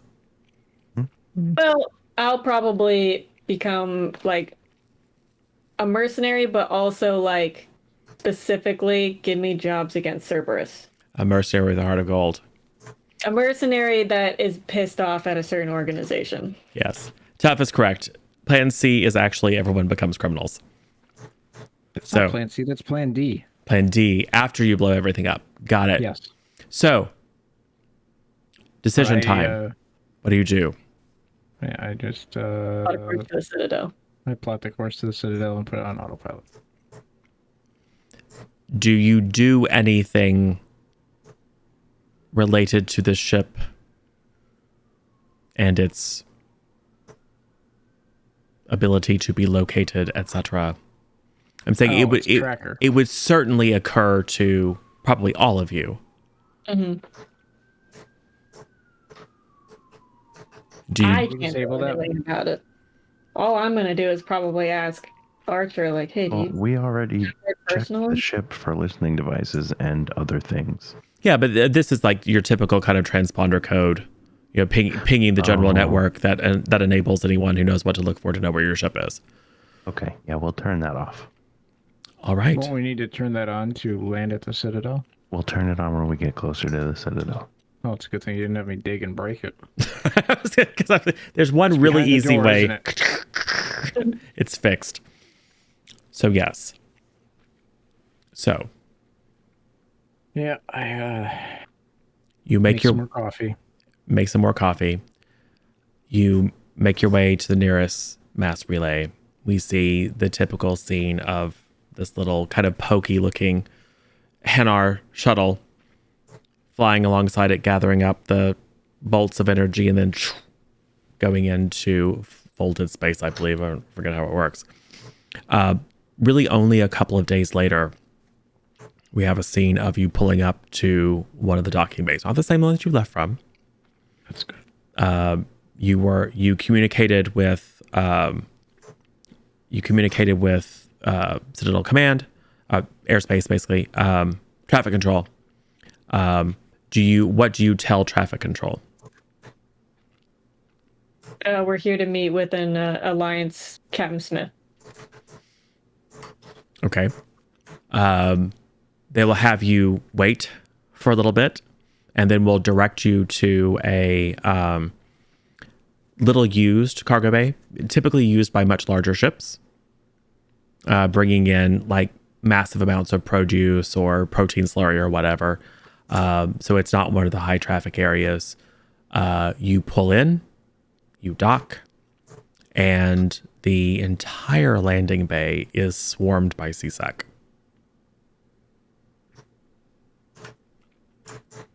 Dortan, make me invisible. I surrender. I'm not gonna Yeah, make any of us invisible. Also, you can't make someone else invisible, but I'm happy it's CSEC and not Cerberus. So well, the good news is you didn't give away your position, so there wasn't a Cerberus or employed sniper prepared to try to take you guys out. So you are, with the next scene we see, you are all being held in cells in CSEC.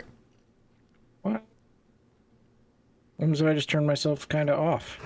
Oh, you can They turn. just think I'm a relic and leave me on the ship. They will take then you. I can break them out. They will take you It's a and put master you. plan. They will take you and put you in a cell. Whether you're active or not, they will take you and put you in a cell. And you are there for a good, I'm going to say 8 hours. And then one by one, you are questioned. And you are asked, who are you working for? What was your mission? What did you do? How did you come across Dr. Archer? Etc. I mean, all the salient points. What I'm curious is what accounting do you give of yourself? I will only speak. I will only speak to Ambassador Anderson.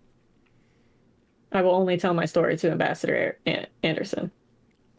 Zortan. I'm gonna go ahead and maybe not give a full discounting of the things I did on behalf of the Spectre program, but I will say that I was, under the impression that I was trying to prove myself as a candidate for the Council Spectre program. Okay, so you let them know that piece. Mm-hmm. Phalanx, but you don't tell them all the details, but just the bare I'm not minimum. going to give them a record of all the criminal things I did, but I will tell them that I believed I was acting Okay. On behalf of the Citadel Council. Phalanx, what kind of weird stuff do you tell them? Why's it got to be weird? I mean, come on. Always weird. Do they actually talk to Phalanx? Because I mean, he's a Geth, and Yeah. that seems like something they wouldn't do. Nope. This is post Legion. Okay. Yeah. Okay. Fair enough. And we're taking liberties. Because you chose to be a Geth. Because if we hadn't taken liberties, you would have just been killed the first time you set foot anywhere near the Citadel. So Yeah. Not within your shower curtain. Nobody knew. It was completely stealthy. yes. Everybody. So I just question them for a bit and ask them if they are actors or who they work for. Who do you work for? Just repeat their questions. Wow. And I asked them things like if any of them are missing a hand, that I am sorry. I tried to return it to them, minus one finger. And when they ask me who I work for, I'm like, obviously. Okay. But not the rogue Geth. The true Not the Geth. heretics. Yeah, the true Geth. We're doomed.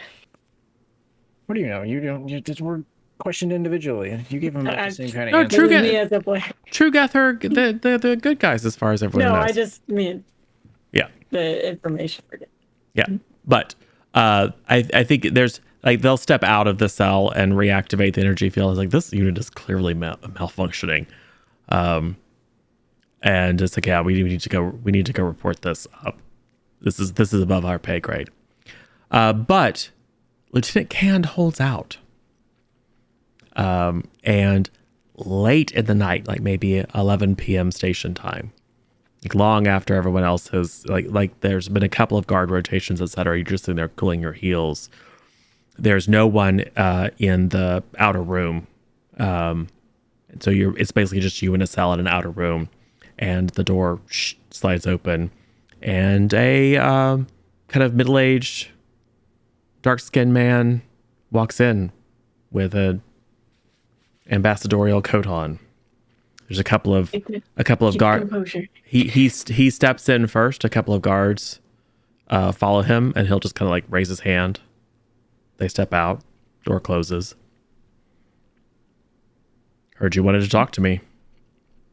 Tommy Anderson, it's an honor to meet you. I wish it was under Ambassador better now. circumstances. Ambassador Anderson. Wish it was under better circumstances.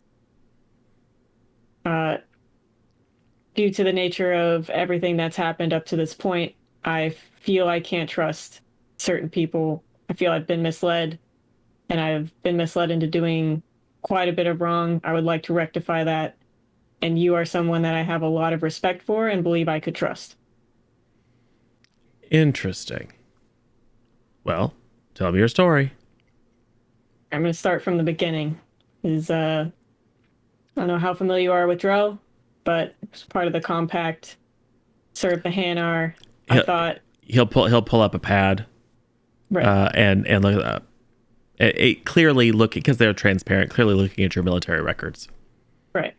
Because I'll introduce myself obviously as Lieutenant Condi. Probably knows by now who I am. Well, your government sent over your records. It looked like you had exemplary service. Then you kind of fell off the radar. I was approached by someone who went by the name, what is it? Cerulean? Yeah. Cerulean. I was chosen to be recruited into the Spectre program, but I first had to prove myself. And being extremely eager, given the history of, Commander Shepard became the first human Spectre, and shortly after, we see a human, yourself, on the council. I really wanted to do that for my people and be that first step into bringing the Drell and Hanar to the bigger stage. So, admittedly, foolishly, I probably took the bait, wanting to believe that I was being recruited for the Spectres. And this started out with quite a few communications from the same Cerulean contact, giving us missions or giving myself missions. I completed them all alone by myself. They would check back in. They'd give me a sort of rating on my progress, how I did.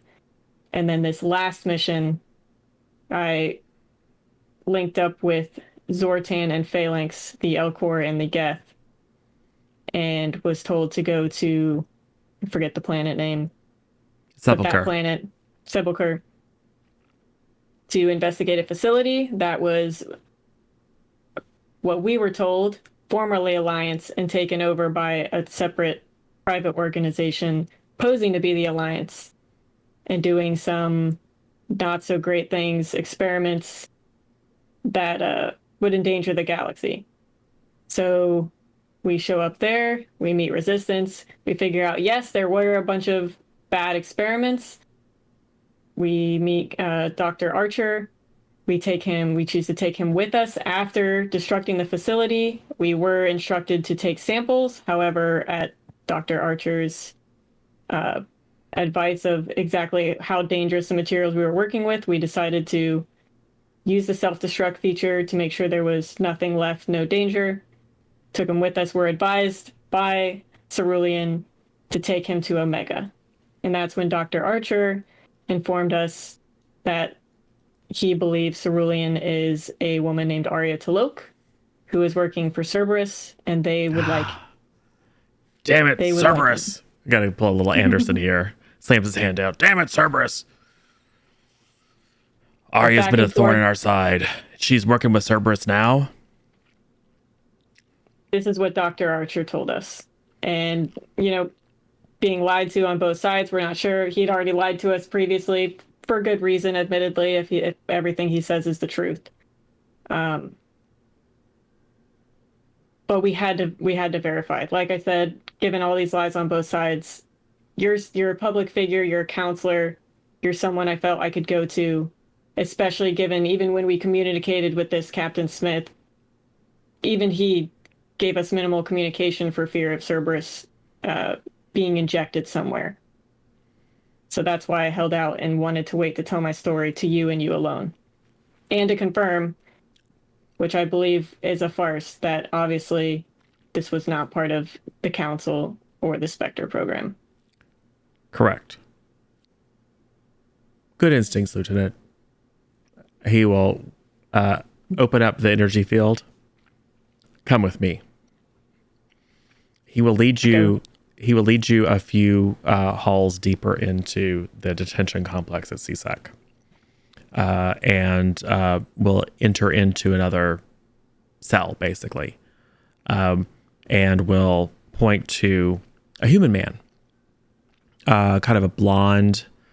You know enough about humans to kind of know what they find attractive. Kind of a strong jaw, a little vacant looking. And he will, as soon as Anderson enters, he will stand up and salute. Master Anderson, sir, have you given any more thought to my proposal? I'm sure I can be a tremendous asset to you. All I really need is a chance to prove myself. And then Anderson will say, "We might talk later, we might talk later, Werner." And will lead you back out and would say, "Well, if this were the first time I were hearing that story, I wouldn't believe a word of it. But this isn't the first time, and you're not the first people that Cerberus has pulled this from. You are, however, the first people that I am aware of to voluntarily figure it out and make the right decision. So, based on your military record, I'm inclined to believe you. What should we do with the other two?" I'm going to be honest, sir. Phalanx is a bit of a wild card. I don't think he has completely bad intentions, but I do think he needs to learn more about organics. Zortan joined same as I with good intentions. Well, clearly Cerberus is up to something. It looks like they're recruiting for a variety of purposes. We've gotten a little bit of information from Zortan. We got a lot of something from the Geth. Not quite sure what yet. Was it like damaged severely or something? Maybe. We've had a few fights. I really think he could be an asset. I think he just needs to learn more. Well, he seems to get confused quite easily on just organics in general and and how to act. Well, by Citadel law and by Alliance law, you guys are looking at a lot of trouble. You blew up Alliance property. You darn near unleashed, well, something I can't talk about in great detail on the galaxy. You made some foolish decisions on some very shady promises, and that doesn't necessarily speak highly for you. However, don't know many more people who are as well positioned to get down to whatever it is that Cerberus is up to. You've worked with them. You know how they communicate. And my guess is you're less likely to be fooled in the future. Is that right, Lieutenant? Absolutely, sir. Lesson learned.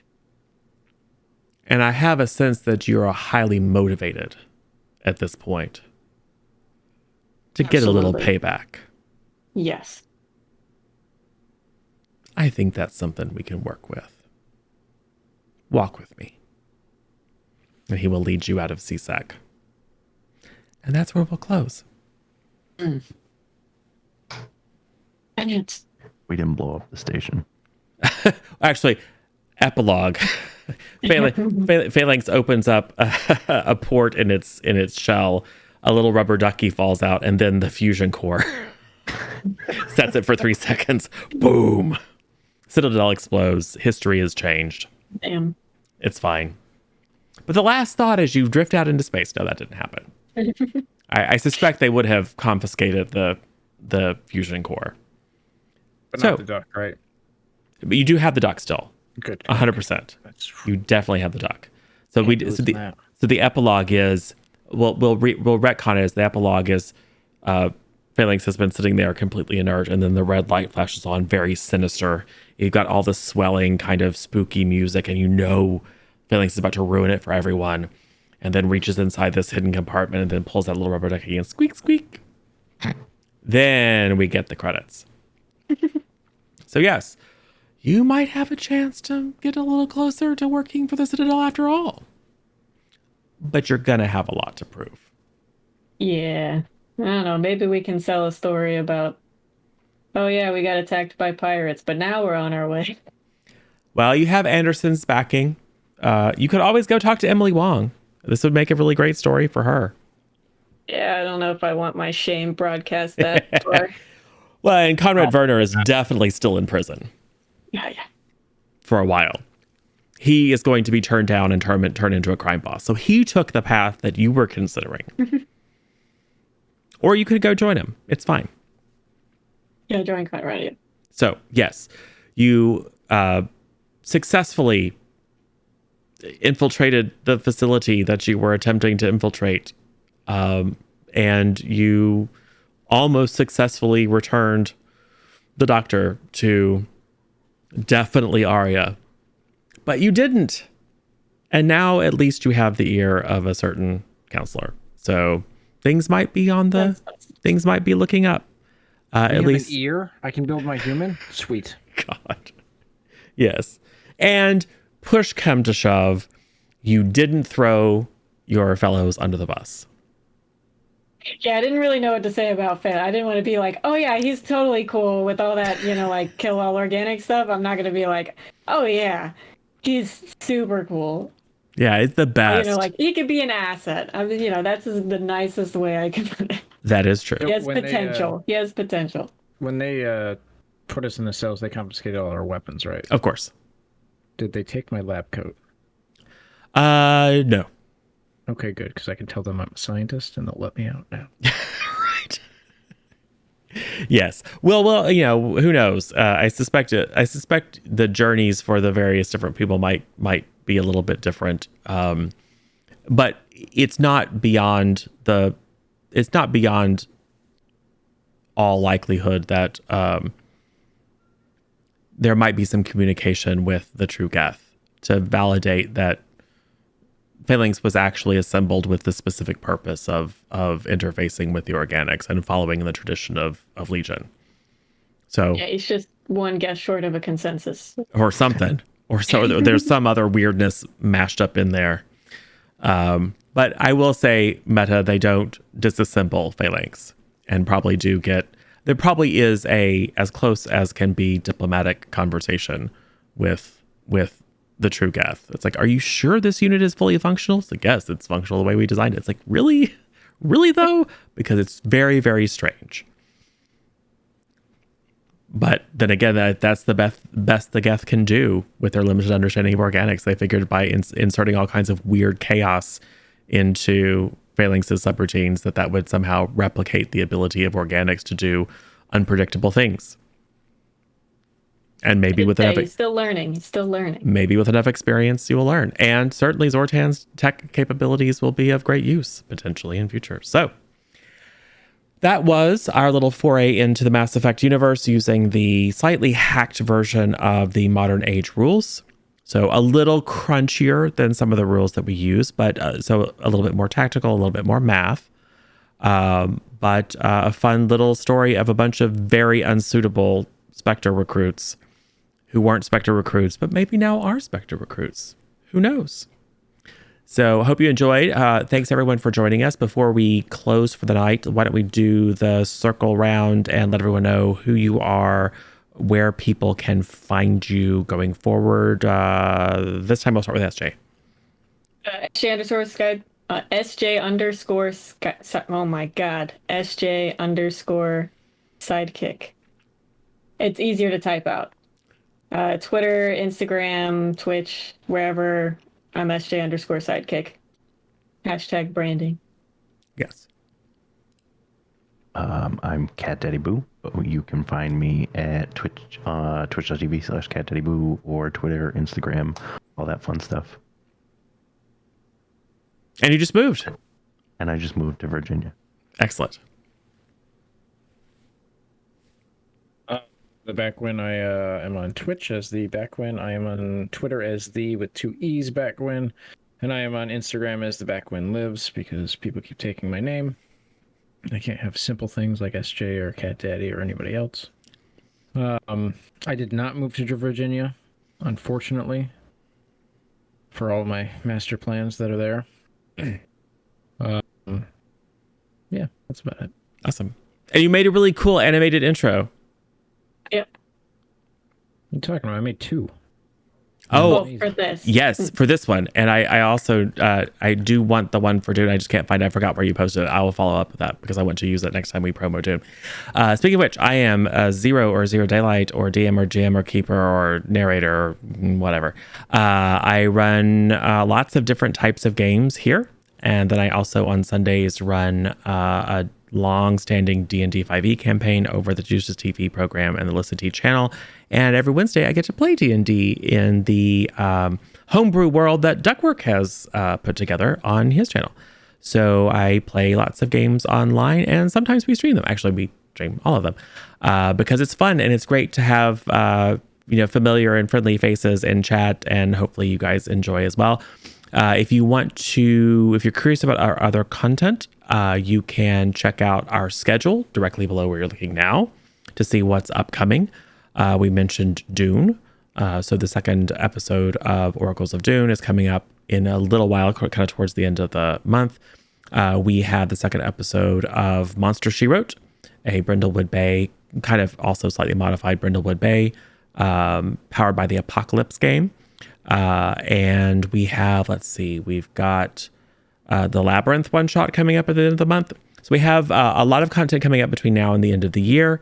And then we are in planning for what the next year and season of content is going to look like, including continuations of our Star Trek Pioneer, very popular show starring that one, and continuations of our Teen Justice Academy, Masks: A New Generation, powered by the Apocalypse superhero teen drama kind of show starring that one. So we've got a lot of stuff coming out that we're excited about, and a bunch of new things. So not just continuations of existing short series, but lots of new systems and new types of stories. So hopefully you will come and join us. And if you are curious, you can certainly please go check out youtube.com/C+ content, where all of our content lives roughly 24 hours after it's broadcast here. So this will be available if you only caught the second half. If you want to catch up and see what happened, check us out about this time tomorrow. And you can certainly check out our Discord channel where you can meet and greet with a bunch of nerds and talk about stuff like Mass Effect canon and go ahead and quiz Beckman on all the various different things in the timeline because you know more about it than I do for sure. Don't ask me. And you can talk about Star Wars and Star Trek and all, and soon to be Stargate, all the various different IPs that we're kind of playing with and having a fun time playing pretend in. And if you're really into TTRPGs and playing fun games with fun people, there's even a spreadsheet that has all the things that are in planning and on deck. It's all the various different games. So give it a look. And if you have questions, reach out and ask the community. And if you're really, really interested, you might even get a chance to play. We can certainly talk about it. So thanks, everyone. Thanks, the three of you, for joining and playing along in what was a very new system for all of you. And frankly, new to me because I had to make up parts of it to make it at least somewhat work in the Mass Effect canon. And thanks to those of you who joined us last time and this time. And we will see you all again soon. Who should we go raid? I see Lissa. I see Zam.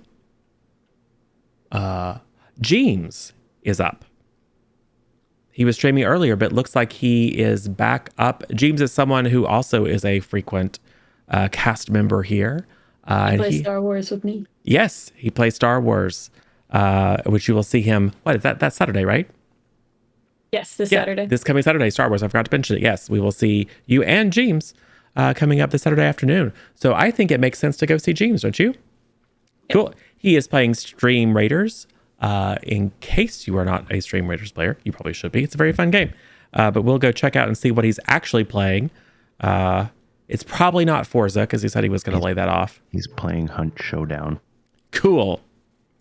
So, raid James. See if that takes. Yes. All right. Getting ready to go. Once again, thanks, everybody. Thanks to our cast members. Thanks to our audience. And we will see you again soon. Bye. Maybe next time. Probably not, but whatever. Bye.